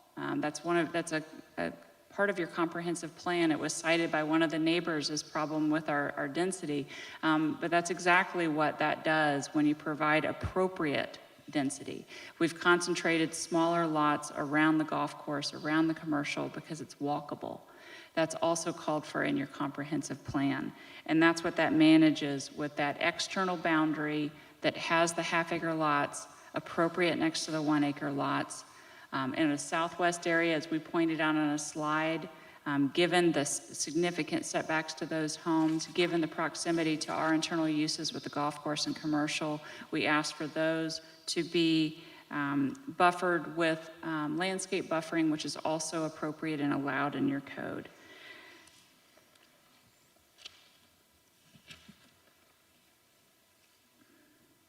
Lots of discussion about property rights, following the law, following the planning code. We couldn't agree more with all of those points. The process has been followed here. You have the opportunity, with the staff report has outlined this, has analyzed this very carefully. The application before you meets the standards in your comprehensive plan, in your code. The process is appropriate. You have all the protections in place to allow the development that's being asked for and nothing more, and to continue to monitor this, approve this as appropriate as it progresses. The density has already been reduced. We didn't come to you with a high level expecting a compromise. It has been reduced already as we described. We removed the townhomes. We've met your requirements for transitional lots. This new number is what is needed to support the significant amenity that's being requested. Everyone wants to be the last in to the city, and it's hard to have growth happen around them, but we are asking for approval of something that we believe will benefit the citizens and the adjacent neighbors in the county and will benefit the city with significant economic rewards. So thank you for your time and consideration. I stand for further questions. Okay, at this time, council can ask the applicant questions. Do we have some questions? Mr. Mayor, Councilman Hershey. I have a lot. I just don't have them together. Just start. Well, You may answer some of the others. are we asking questions or are we asking, I mean, I thought we weren't going to do that part tonight. No, tonight is, through this, the deliberation to the council will happen on the 20th. Right. Will they still be able to be spoken to at that time? Not if we close the hearing tonight. I don't want to close the hearing tonight. No, I don't want to close the hearing then. And we can talk about that when we get closer to 11:30, when we're done. Okay. But we need to ask questions of the applicant at this time. I will start then. I'm not against starting, I just. Yeah, don't wanna no, that's end all right, it. I'll get going. I just want to go back to the water issue up there real quick. The Star Sewer, we have what, Ms. Nito, is that the name, I believe? Was talking about, which kind of piqued my interest. I had to grab the Star Sewer and Water District information. The intent is not to directly inject wastewater that's cleaned directly into the aquifer, correct? Mr. Mayor, that's correct. It's going to be placed on the surface and go through the same filtration process as other water. That is correct. Okay. Huh? As similar as rain, correct. So then when I look at the water rights thing that Star Sewer and Water put on here, it says the Willowbrook development currently has 21.33 cubic feet per second of diversion water rights. This water right is currently utilized mainly for irrigation water for existing fields. As part of the annexation agreement, Willowbrook will be required to transfer 5 cubic feet per second to the district for utilization by the district for district customers. For reference, the district currently has 14.53 cubic feet of total water rights reserved, but only uses 7.22 cubic feet of water rights for 6,000 existing homes. The additional 5 cubic feet of water rights transferred to the district will provide the district with more than 2 times the amount of water rights required to serve the proposed 1,094 new homes included within the Willowbrook application. So what's going to happen to the other 17 water rights that are not going to be transferred to the Sewer and Water District? Mr. Mayor, members of the council, I don't know exactly what they'll all be used for. They can be used for any irrigation that's they're rightfully approved for. But the plan for serving this development is Star Sewer and Water District. Right. But the additional, so I guess where I'm going with this additional 17 cubic feet, are you going to be utilizing that 17 cubic feet for irrigation until you run the lines from sewer and water to bring that clean water up? I'm gonna let others answer this for you. Yeah, so the 5 cubic feet per second is going to be required by Star Sewer and Water District, like you talked, is sufficient to serve the domestic use. We still retain those other water rights that can be used to irrigate before the reuse program, or to irrigate, we can transfer the diversion point to other pieces of property. Say that last part again, I'm sorry. There's a process that we could divert those to other parcels that Mr. Phillips owns in other parts of the county, or they're a legal water right that he owns. Okay. He's willing to obviously donate what's required of him to serve this project plus for the Star Sewer and Water District, but. So is there, I'm just throwing this out there, is there a possibility to transfer 5 of those cubic rights to to Hillsdale, considering the issues that they have with their water? I don't know how that works, I'm just asking. He's already transferred what was considered by the water experts to be sufficient for Hillsdale's domestic water use. Mm-hmm. There could be something to consider. They're not going to be given to him. They could be bought. So, but, I mean, I get it. I just looking at the extra water rights that are there in that area. So, okay. That answers that question for me. Thank you. And then, when we talk about the half-acre lots surrounding the existing existing Hillsdale, Previously, I think it was brought up, we went with 1 acre lots at that time. So I'd be more amenable to having 1 acre lots like we'd had in the past, because our code does say ½ acre to 1 acre, right? I know ½ acres on the bottom end, but the 1 acre lots will give you more of the lot line matches that you need to create that buffer zone when you go into the smaller lots on the interior. So I believe in the last 5 or 6 years that the numerous public meetings we've had, I've committed to 2 things. 1 acre lots around the existing 11 lots that are on the east end. We got a 48 acre parcel, and we've shown those as 1 acre lots that we committed to. And I know there's some inconsistency in this with that concept plan, but we would also commit to matching lot lines, not matching lot sizes. Matching lot lines on... We've said out loud in the past that we will make 1 neighbor to 1 neighbor. Okay? So that's not an issue then. And then when we come to that driving range, you talked about the buffer area for... it looks like you're removing houses, I think, and putting in a buffer area of landscape along Monument Ridge, I think it is. Is that correct? Correct. So what does that look like? What's So the line of lots on the southwest portion that border the Monument Ridge lots, we've discussed, I know with at least one neighbor, creating a large landscaped berm. Oh, gotcha, okay. Right, so still have a walking path in it, but something that would transition over to the houses where your sound barrier and a visual barrier. Okay. All right, thank you. That obviously meets the code and the intent of the comp plan. I got a cough. It's going to be loud.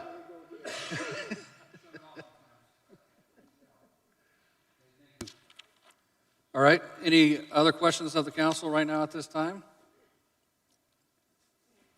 Yeah, thank you. Yes, ma'am, Councilwoman Thomason.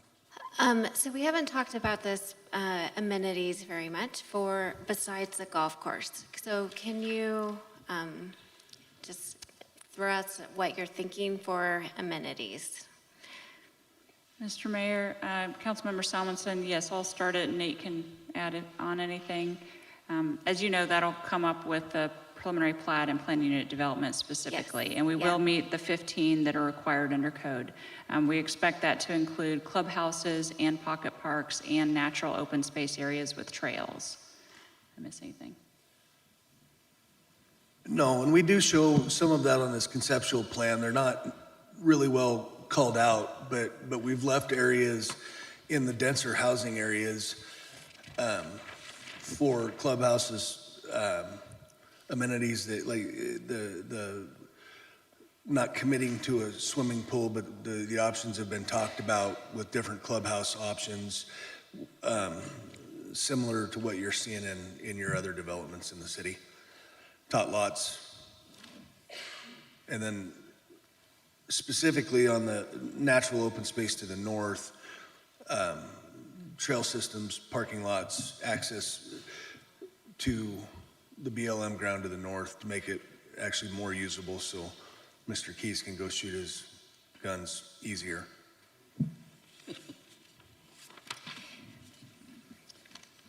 So can I go back to the amenity thing?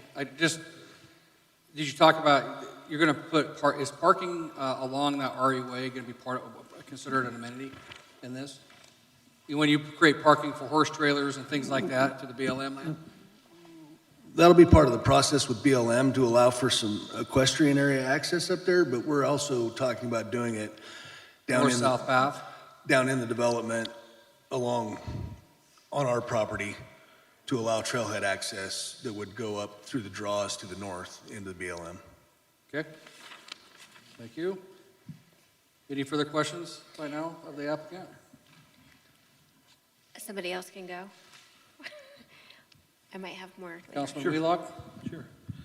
So, looking through my notes, you're committing to matching 1-to-1 on every, all the Hillsdale lots, is that correct? Yes.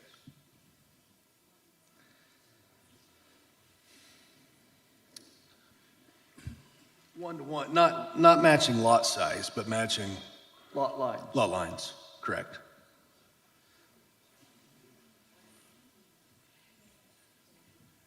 So what does that mean for sizes, I guess? What does that look like? Is it a minimum of a half acre?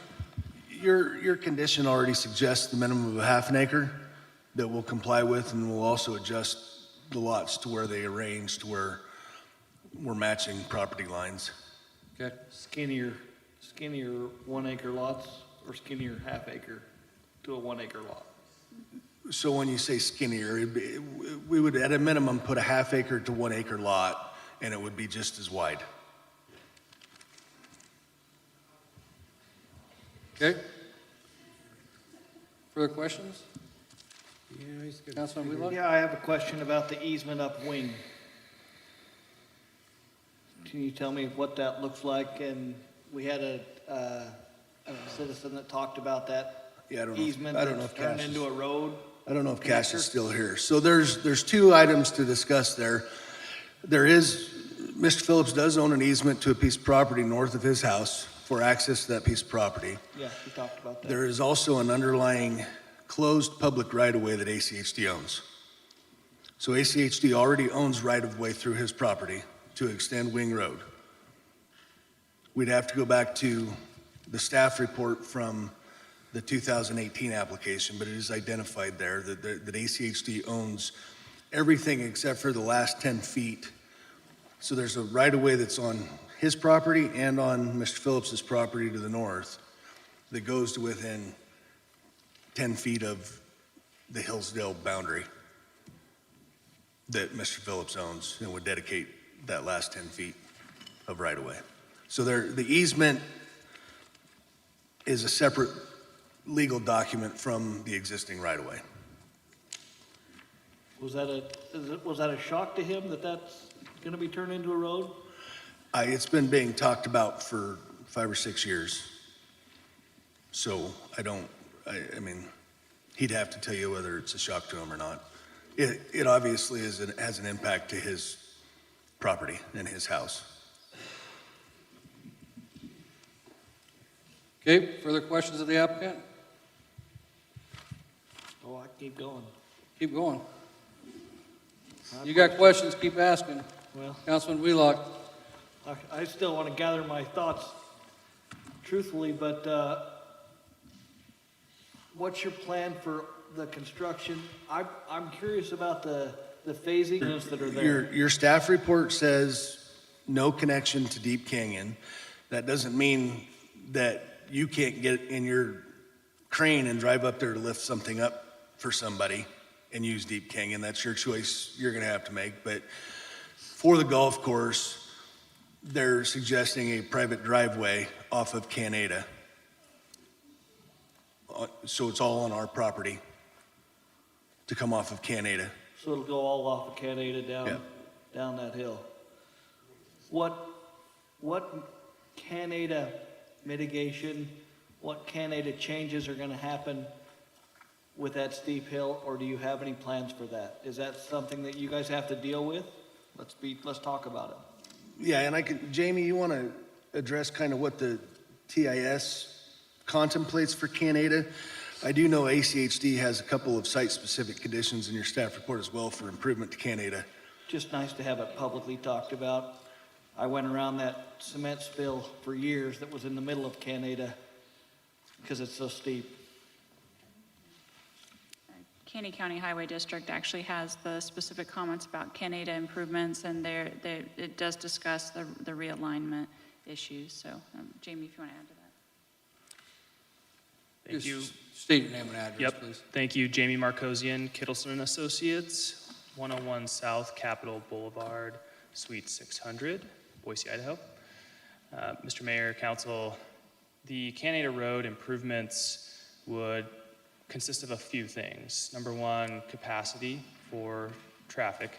And number two, a physical regrading of those steep hills that would occur to mitigate speeds, increase safety performance, and allow for better sight distances along Canada Road. Our TIS indicates those are some potential mitigations. Obviously, with future TIS requirements on any future plat submittal, those mitigations would be addressed in full and in complete based on those various applications and the content within each of those. That didn't help me. Okay. I'm honest. Because I want to know that the golf course is going to impact that road. We all know it. The houses are going to impact that road. As you incrementally grow this project, if you grow it small enough, slow enough, does nobody ever say, you've impacted it enough to change that whole road? Where does that line draw? Does that make sense? If you do this as a trickle, oh, it's not us that's making the change, it's somebody else. It's coming from the Canyon County side that we sold off. But nonetheless, we're all impacted by it. I'm curious what that looks like in real time, I guess. Did you have something? Maybe then Jamie can jump in on anything. So, very fair comment. So I think that's part of why the staff, the planning staff has required us to come in with the very first preliminary plat with the phasing plan, and the transportation agencies are asking for a specific update to the transportation plan to match that phasing, to the TIS to match that phasing, so that you do have the full long-term vision now. So we did the full traffic study so you can see the scale of improvements. Those aren't all attributable to the project, right? There's a lot of improvements that are already needed on these roadways. But the project is contributing and will continue to contribute with each phase. So part of what they'll do with each of these phasings is determine what is the development requiring to be done. Are we ahead of improvements that are being made to that road that are already planned and funded? And what is our proportionate share? Canyon County Highway District's comments already take a stab at that. ACHD wants to do it with the preliminary plat phasing. But all of the agencies will have to weigh in on our updated plat. So we will have to take it on with each phase, but it'll be set at the beginning how that phasing plan will roll out. The only small ask now is for the golf course. The traffic study did consider a golf course only, and that was the 526 trips per day. And that does not trigger a traffic study by itself. It will not trigger these mitigations. That none of the transportation agencies are requiring that be done before that piece proceed. So I hope that tries to answer your question, that we're not going to come in with the first preliminary plat and say, okay, now we're not going to do any road improvements. That's going to have to be mapped out with the updated traffic study, with the buy-off from the transportation agencies, just like they've done now, to look at the whole and say, okay, we agree with your traffic study. They accepted the traffic study. But exactly how those improvements are applied to this project and in what time frame happens with the updates with the platting. So how do we, if we're approving this with just the golf course and the 560 trips, whatever that is, how do we approve this without knowing what the phases are of the future of the whole plan? That's a huge difference in impact that makes this easier to say, yeah, that makes sense, and we don't know where we're going yet. Well, you do have an idea of where you're going because you have this full traffic study that normally isn't required until you have a development application, but instead we can't proceed. So if you're worried about that we would just come in and do the next portion and then we do the next portion, we cannot do that without getting your approval. So we have to come back to you, so no residential can continue. I think it's also important to note, when we say we're coming back with a preliminary plat, it's not going to be multiple preliminary plats. It will be for the entire development. That will have a detailed phasing plan with it, that your transportation agencies will give you the control you're asking for. Yeah, when does that come? That's what I'm asking. 2 years. Hey, no, please.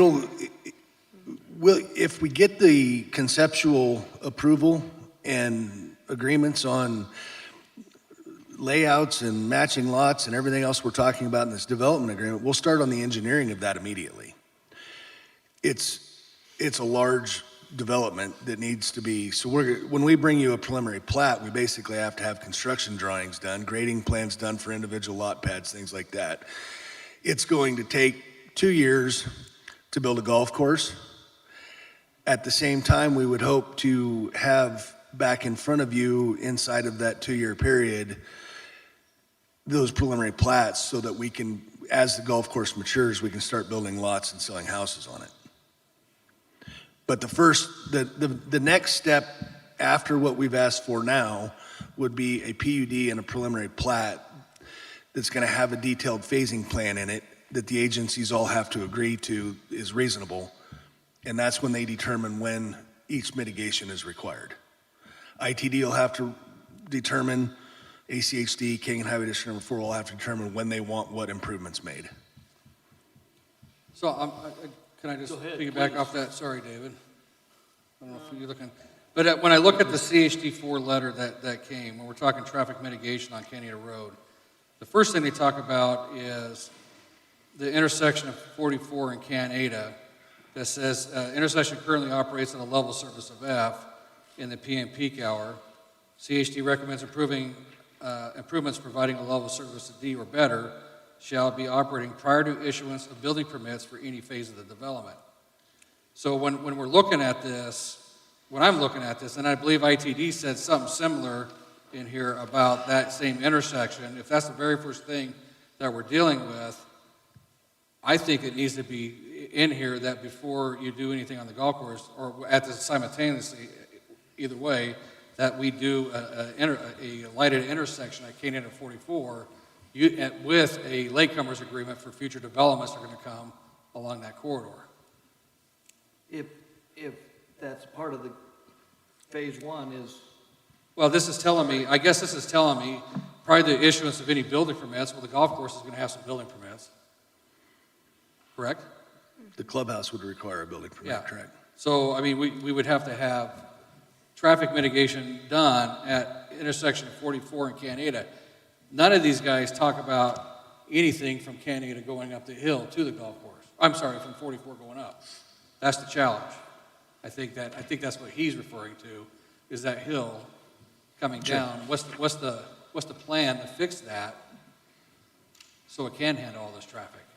So that we don't have an accident in the preliminary construction phase 0001.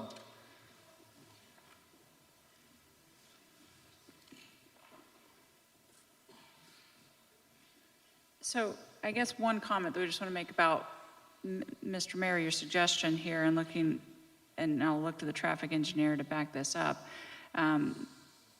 The Canada intersection with 44 is not triggered by the trips. Is that what you're talking about, the Canada? Yeah, Canada and 44. And 44 is not triggered by trips from the golf course. That is background conditions. And so while you're asking for that to be loaded onto the golf course, that's not triggered by the trips themselves. 18% is the allocation that Canyon County Highway District, is that the right letter? Well, they said in here, right, a proportionate share of costs to improve the intersection, either through an established per lot fee or by a collection of 18% of the intersection cost proportionate to the report. This intersection is not eligible for funding through impacts fees, nor is it currently funded for improvements by ITD. The current intersection operates at a level service of F in the PM hour. CHD4 recommends improvements providing a level service D or better shall be operating prior to the issuance of building permits for any phase of the development. So they're not even giving us a traffic thing. They're saying building permits, right? And so that's the concern. And then the ITD letter in here indicated something similar about making sure that the Highway 44 is signalized as well on there. So based off of the recommendations of those two agencies, how do we move forward without having that done before any issuance of any building permits? Well, the current intersection background traffic is causing that failure that's identified, and that's been studied in the TIS. So even to get to the full amount of 18%, which has been suggested by Canyon County Highway District, that's total trips of complete build out in the 2045. So that's, once you get in the project trips, that's when you get to that amount. So there's an existing deficiency in the system that I guess that's what we're asking, you're asking for the project to pick up that completely then before they're the contributor. But with a latecomers agreement involved to pay back the remainder of that, what is it, 72%, 82%, right? If they're saying 18%? If there's realistic contributors. Well, there is realistic contributors along that corridor. I mean, there's other developments that are going to be coming in between Blessinger and Canada Road into the city of Star. And so there is realistic opportunity for that to get that back. I'm just trying to, when I look at the biggest complaint, there's complaints all over the place. I'm going to be honest, our traffic stuff is a disaster. We try and get ITD, or not ITD, well, yeah, ITD, everybody to do projects at Star and get this done with the impact fees that are collected, right? It's not happening. It's getting spent other places. So we have to find ways to make sure that our traffic is handled in Star. And if it's not through this process, well, I need everybody else to get on board and try to get these guys to fund projects out here. Because we can't, in my opinion, it's not sustainable to go the way we're going on these roads and not being able to have them improved.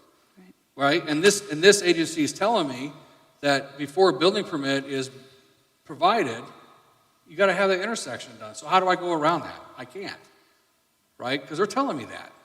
And it would be, to me, it'd be shameful for us as a city to go against what the agency's saying when I'm trying to get the agencies to do projects in Stars so we can mitigate the nightmares that we're all dealing with out here, right? I just, it's part of my, but don't clap, please. That's not meant for clapping, but it's just, we got to figure out these challenges that we're facing here in our community to make things work. I mean, and this is not unique to this project, I'm going to tell you. I go on this tirade with all these projects that ever come to the city of Star.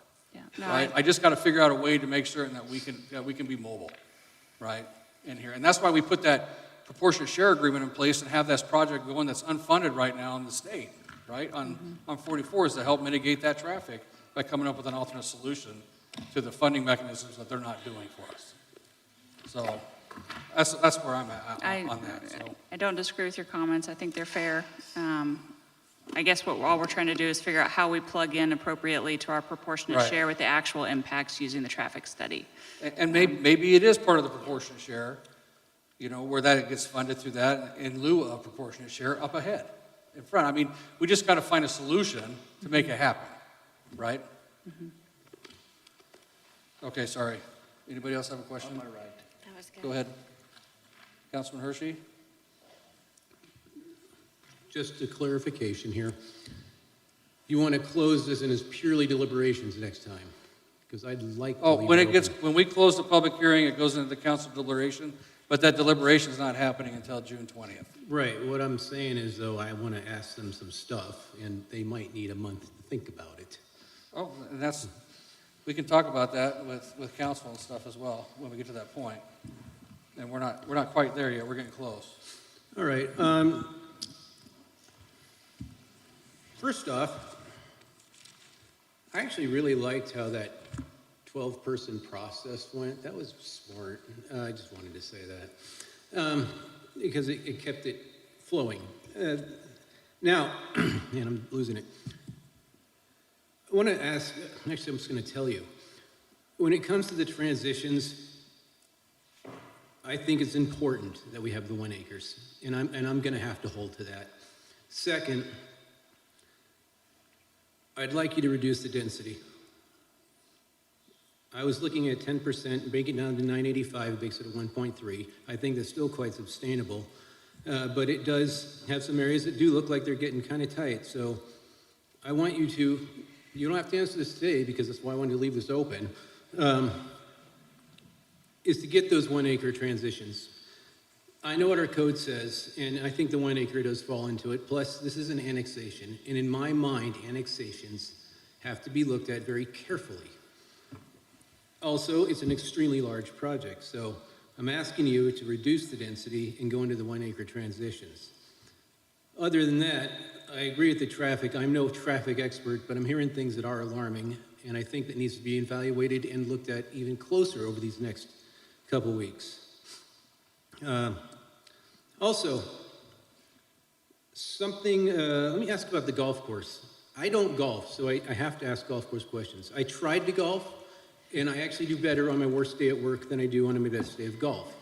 I get more angry out there. I don't pass commercial items of any type on an assumption that they're going to fail. I don't. I think I have the assumption that they will succeed. I do believe we have a lot of golfers in this valley. But if it was to have to not be a golf course, who actually owns it? I mean, who would actually own this thing when it's built? An HOA? Mr. Mayor, Councilmember Hershey, no, it will be owned by a private entity that owns and operates the golf course as a commercial business. And if anything were to happen to that operation, that's what's allowed on that property from the council if the council approves that. And so any different use would have to come back to the council. I was just making sure of that, because it cannot just go R2. I mean, you're going to be capped. You've even asked for a cap.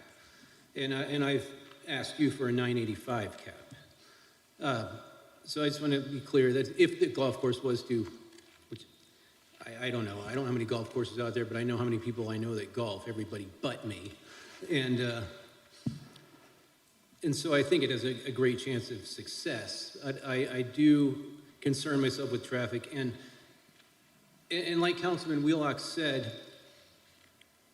I too am concerned about the trickle effect. I am very happy you brought the whole thing initially. And I know this is just a look. This is not, there's nothing, like you said, there's no actual plats in this. Is the golf course technically in the right spot though? Because you do seem to have a lot of information on that. The simple answer is yes. So the process we went about with Mr. Weisskopf and Phil Smith Design was put the golf course where you want it. We gave them a blank canvas, said go at it. We will make whatever development fit around your golf course. To touch on a couple of the things that were brought up, the safe zones, as far as breaking windows, there's requirements for golf course design that makes those fairways wide enough that even you and I don't go out and break windows. Trust me. I'm with you. And just remember, there's never anything worth getting mad about on a golf course. Well, in all reality, Nate, I'm going to tell you this. If you build a golf course and you build a house on a golf course, then I go, gee, I really like that house on a golf course, and then my window goes broken, I don't think you can blame many people. You saw that it was sitting there on a golf course. I don't disagree with you, but I will also tell you that if you break a window as a golfer, you're liable for the cost of the window. All right. Well, that just got more expensive. But back to my original point. The trickling in effect is something I do worry about. So if this does pass, that preliminary plat, which would take years, I know, would have to come in and all at once. There'd be no other way around it. Your code doesn't allow for anything else. And also, just like the mayor stated, there's going to have to be some heavy traffic mitigation, maybe even to what you're looking for, because it is a heavy concern. I mean, I've lived here for, I think I just passed about 11 years. And Star, to me, was never felt small because, we're intersected by two highways and another one. And the valley is right in the middle. I mean, I knew what was going to happen. And yet I was still dumb enough to run for city council. So,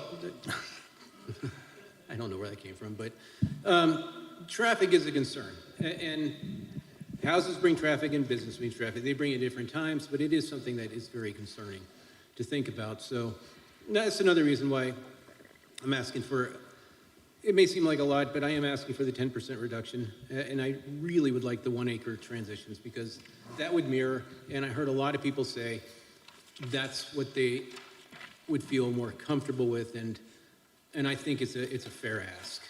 But that's my comments for now. Okay, any further comments? Councilman Nielsen, you wanted to say something a minute ago. I've got a lot of things to say. Okay. But I'll start by saying I kind of agree with Councilman Hershey. I think if it's possible, I would not like to close the public hearing tonight, so that we can reflect on testimony and continue to ask questions of the applicant at the next hearing or the continuation. Yeah, Chris, that's okay, correct?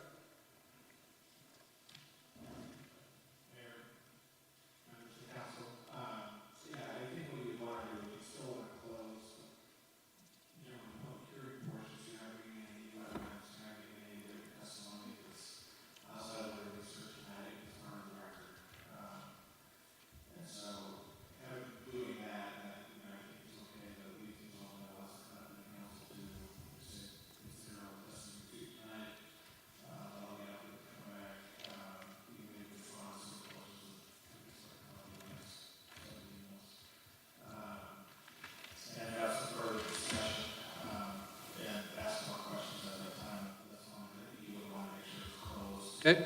Any communication directly with the council, whether it's oral or written? Yeah, I think that's fine. The closed part doesn't matter. It's the ability to still communicate and ask questions, have dialogue with the applicant before we move into deliberation. Yeah. Okay. So, I've heard really clearly tonight that people are concerned with traffic, and not just folks who testified. We all are. This is a challenge that we live with day in and day out, just like everybody else. And this is a challenge that we ran for public office to try to help be part of the solution for. And part of that is also responding to these applications that come before us. We've heard testimony here tonight that you guys are as bad as people from other states. We didn't ask Mr. Phillips to bring this application to us. And I think, and I say that not in defense of the city or of the council, but just as a part of understanding the process that we're involved in here, is the applicant's constitutional right to have this hearing and to have these things presented, and everybody's constitutional rights to have their voice heard here, so that we can consider all the facts and make the best decision possible. And I think as part of that process, understanding traffic, understanding the planning for traffic, understanding the timing of when mitigations are put in, understanding what goes into determining what those mitigations are. I've been doing this for 7 years now, and I feel like I'm just barely starting to understand it. And I don't say that because I feel like I've done a poor job as a council person. I've really tried. It's just that complex, and I'm not a traffic engineer, and haven't gone to school for it. And even if I did, I don't know if then I'd still understand it. It takes a lot of people in a lot of agencies and a lot of cooperation. And so, having said that, it's understandable why we drive down the roads bumper to bumper, and it takes us 20 minutes to get through Star, and we're frustrated, right? And so that doesn't change the fact that you all moved here. It doesn't change the fact that more people are going to move here. It's what brings us together here tonight. And so how do we honor people's agency and honor their rights, and not just for the applicant, but for each and every person who lives in our community, and frankly gets to travel through our community. More than 70% of the trips that come through our community don't start here in Star. They're from outside. So it's a complex problem. And I don't know, Nate, or anybody on your team, if you guys have the ability to simplify it any further than what you've tried to do already. but I think some more dialogue about the process that things go through and how agencies impact things in the future. You know, we started the hearing, I asked Sean a question, asked him to talk about these future things that we might put in a development agreement. And I asked that question because I felt that getting to that clarity and having that understanding that not everything is known at this point in time, but when is it known, and when will we know, and what assurances will we have that we're not just signing a blank check or not being asked to sign a blank check, that you as an applicant and all applicants that come through the city, how does that work? I'm going to take a shot at this, and then Deb's going to correct me. We're not asking for a blank check. We're actually offering to you through the development agreement process to define the check we're asking for you to write. We do it through caps on density, whether we end up at 985 or 1,094 or whatever. You're going to have a contractual obligation from us that we can't exceed that. So we can't just go build 4,000 houses because we feel like it, because the golf course didn't work. We're capped at whatever number that number's capped at. We're agreeing in that same development agreement to comply with the mitigation that's determined by those traffic engineers at the time our impact takes place through their study, and you can talk to this guy for months to try and figure out what he knows, because he did go to school for it. I'm with you. I've been dealing in this since 2000 on both sides of this table, and it is a very complex issue, but that's your development agreement process gives you guys the hammer. And there's only one target you can swing at that hammer with, and that's us. So when your development agreement says the applicant shall comply with the mitigation as required by ACHD, ITD, CHD4, that's what we have to do. We don't have an option. And if I could, when the responses from these traffic agencies come back with a massive list of roads. Correct. And a list of unfunded. I mean, it's understandable that people look at that and it's really concerning. Right? No, absolutely. So why does it come back that way, and when will it not be that way? It comes back that way, and he can go into a lot more of the structure of the scope of the TIS. It comes back that way because you've got a very big proposal in front of you, and it's going to take till 2045 to get it built. We're not going to build it next week, right? So things don't stay the same. Background conditions, existing deficiencies are getting corrected. You're collecting proportionate share fees that are going to end up some road project somewhere, right? Are you not? Are you collecting impact fees that are going to end up somewhere? As those take place and he updates his TIS, we make adjustments for the projects that have occurred. If all of Canada Road develops before we develop, those developers will build that road as we go. So we can't get to the answer today for when I've got phase 19 of this subdivision in front of you for a final plat in 2040. It's physically impossible to do. Some of those old farmers in those metal chairs at the Merc are going to be upset at you at 2040 with all those final plats. So, real quick, you got more questions? Because I want to ask a question. Well, I'm interested. It appears like you have something to contribute to that, and if not, then I'm finished for now. Well, Councilmember Nielsen, I was just going to offer that ACHD's got a really sophisticated process. We read a lot of ACHD staff reports, and they provide detailed staff reports with preliminary plats because they've got statutory authority to do that. And they take a look at all of the roads that you're going to impact and the percentage of your impacts on the roads.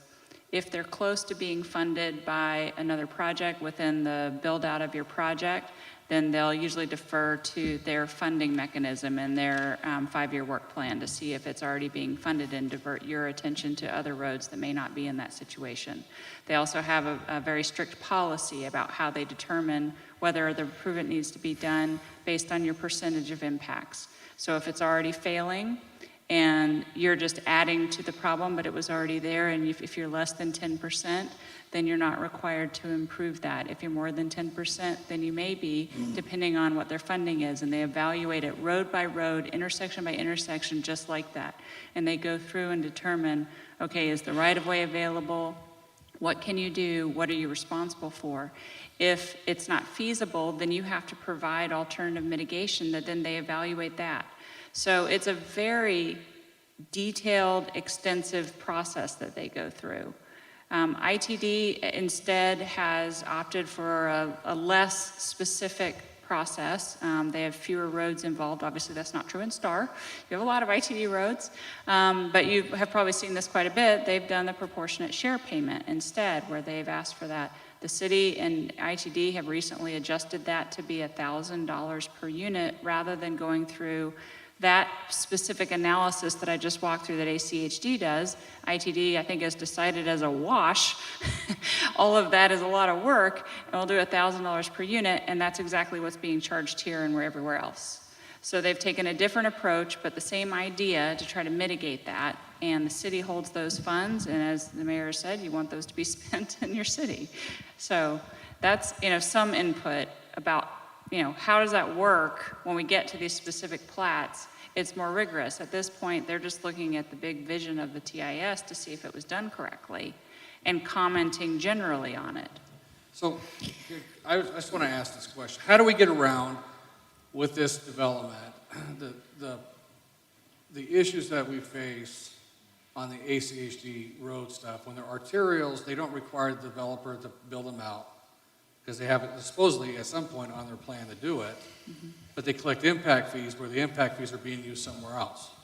They're not always in the same jurisdiction where they're collected. That's true. So how do we get around that concept with what we're dealing with the traffic issues we have today, with your development and the traffic burden it's going to cause on some of those intersections that they've identified? And can you imagine if 500 people showed up at an ACHD hearing? Yeah, well, I need about, I want all 10,000 of you out there at an ACHD hearing, right? But I mean, this is the challenge that we're faced with. I mean, this is the reality of what's happening. We've had developments where it just blows me away that they just haven't put in the gravel in that section and not build it out, but then it's not in their improvement plan, on the 5-year integrated work plan. So we don't have any idea when that's going to get fixed, and no developer is required to build it. But yet your impact fees are going somewhere else. So this is the crazy dynamic we're trying to figure out and deal with to make certain that we're going to get serviced here in Star with development. Mr. Mayor, you won't be surprised to know that I hear this in Boise, that all the impact fees are being You used in probably Star. hear it in every jurisdiction. So it's every jurisdiction's feeling.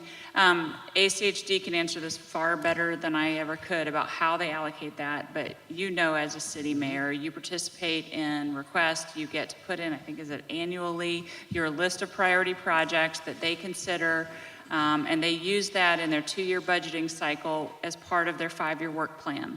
And they have a proportionate amount of money that they spend of impact fees throughout the valley in every jurisdiction. You get to weigh in on that, and they will follow your priorities up to that amount. And then you can come back in the next budget cycle and say, we changed our mind, now this is a bigger priority. It doesn't, so you don't get this dollar, just like you don't get this molecule, but you get a proportionate share of those impact fees. And I know they're online listening to me right now, but I'm telling you, it's a challenge because it's not happening out here right now. Until we see things happening, that's our concern. So. And from the developer's point of view, I guess, like I was trying to express with the intersection before, we definitely don't disagree with any of your objectives to try to improve the roads. It's beneficial for the project too. We're just trying to weigh in and make sure we're paying the proportionate share at the timing that it's appropriate. That's all. Right. Same with impact fees. So I'm gonna hold. We said we're gonna end at 11:30, and it's right there. So Chris, do we need to just do a motion to close the public hearing and continue the discussion with the applicant on June 20th? Yes. Would that be the cleanest? Yeah, with no new testimony. Okay, so so can I do that?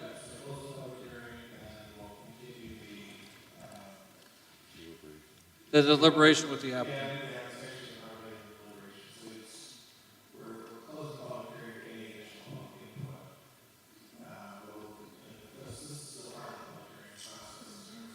Right. So closing the public input. Okay.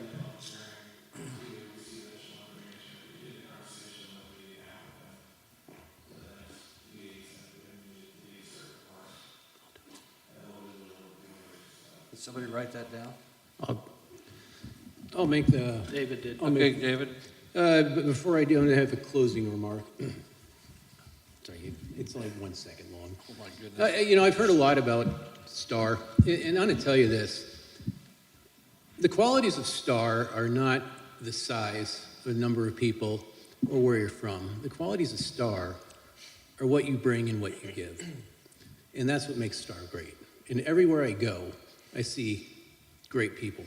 That's why I do this job. Because you can ask me at any time, do I like this job? And I guarantee I'll say the same answer.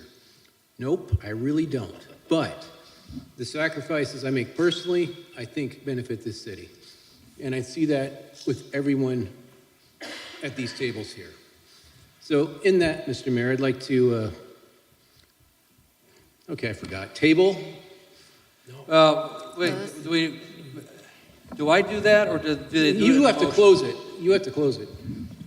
You want me to It's do a little it? bit different. Okay. Okay.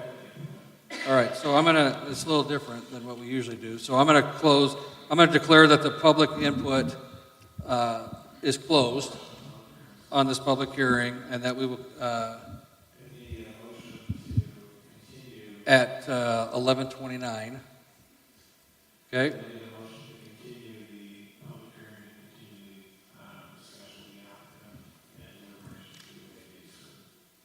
Okay? Now we need a motion. All right, Mr. Mayor, I make a motion that you close public, that You don't have to do the public hearing part. Right. We continue this public hearing with the applicant and council deliberations to the 21st. 20th of June. 20th of June. At 7 p.m. At 7 p.m. at Life Springs Church, I believe. Yep. Life Spring Church, excuse me. Okay, we have a motion. Do we have a second? I'll second. We have a motion and a second. Any further discussion? Hearing none, roll call. Hershey. Aye. Wheelock. Aye. Salmonson. Aye. Nielsen. Aye. Okay, so this has been continued till June 20th. And it's very clear to the public that you can't contact the council on this at all, because now we're just into the discussions with the applicant at this time. I want to thank everybody for coming out and participating. That's part of the process, and we will see everybody on June 20th. So at 11:30, I'm going to end.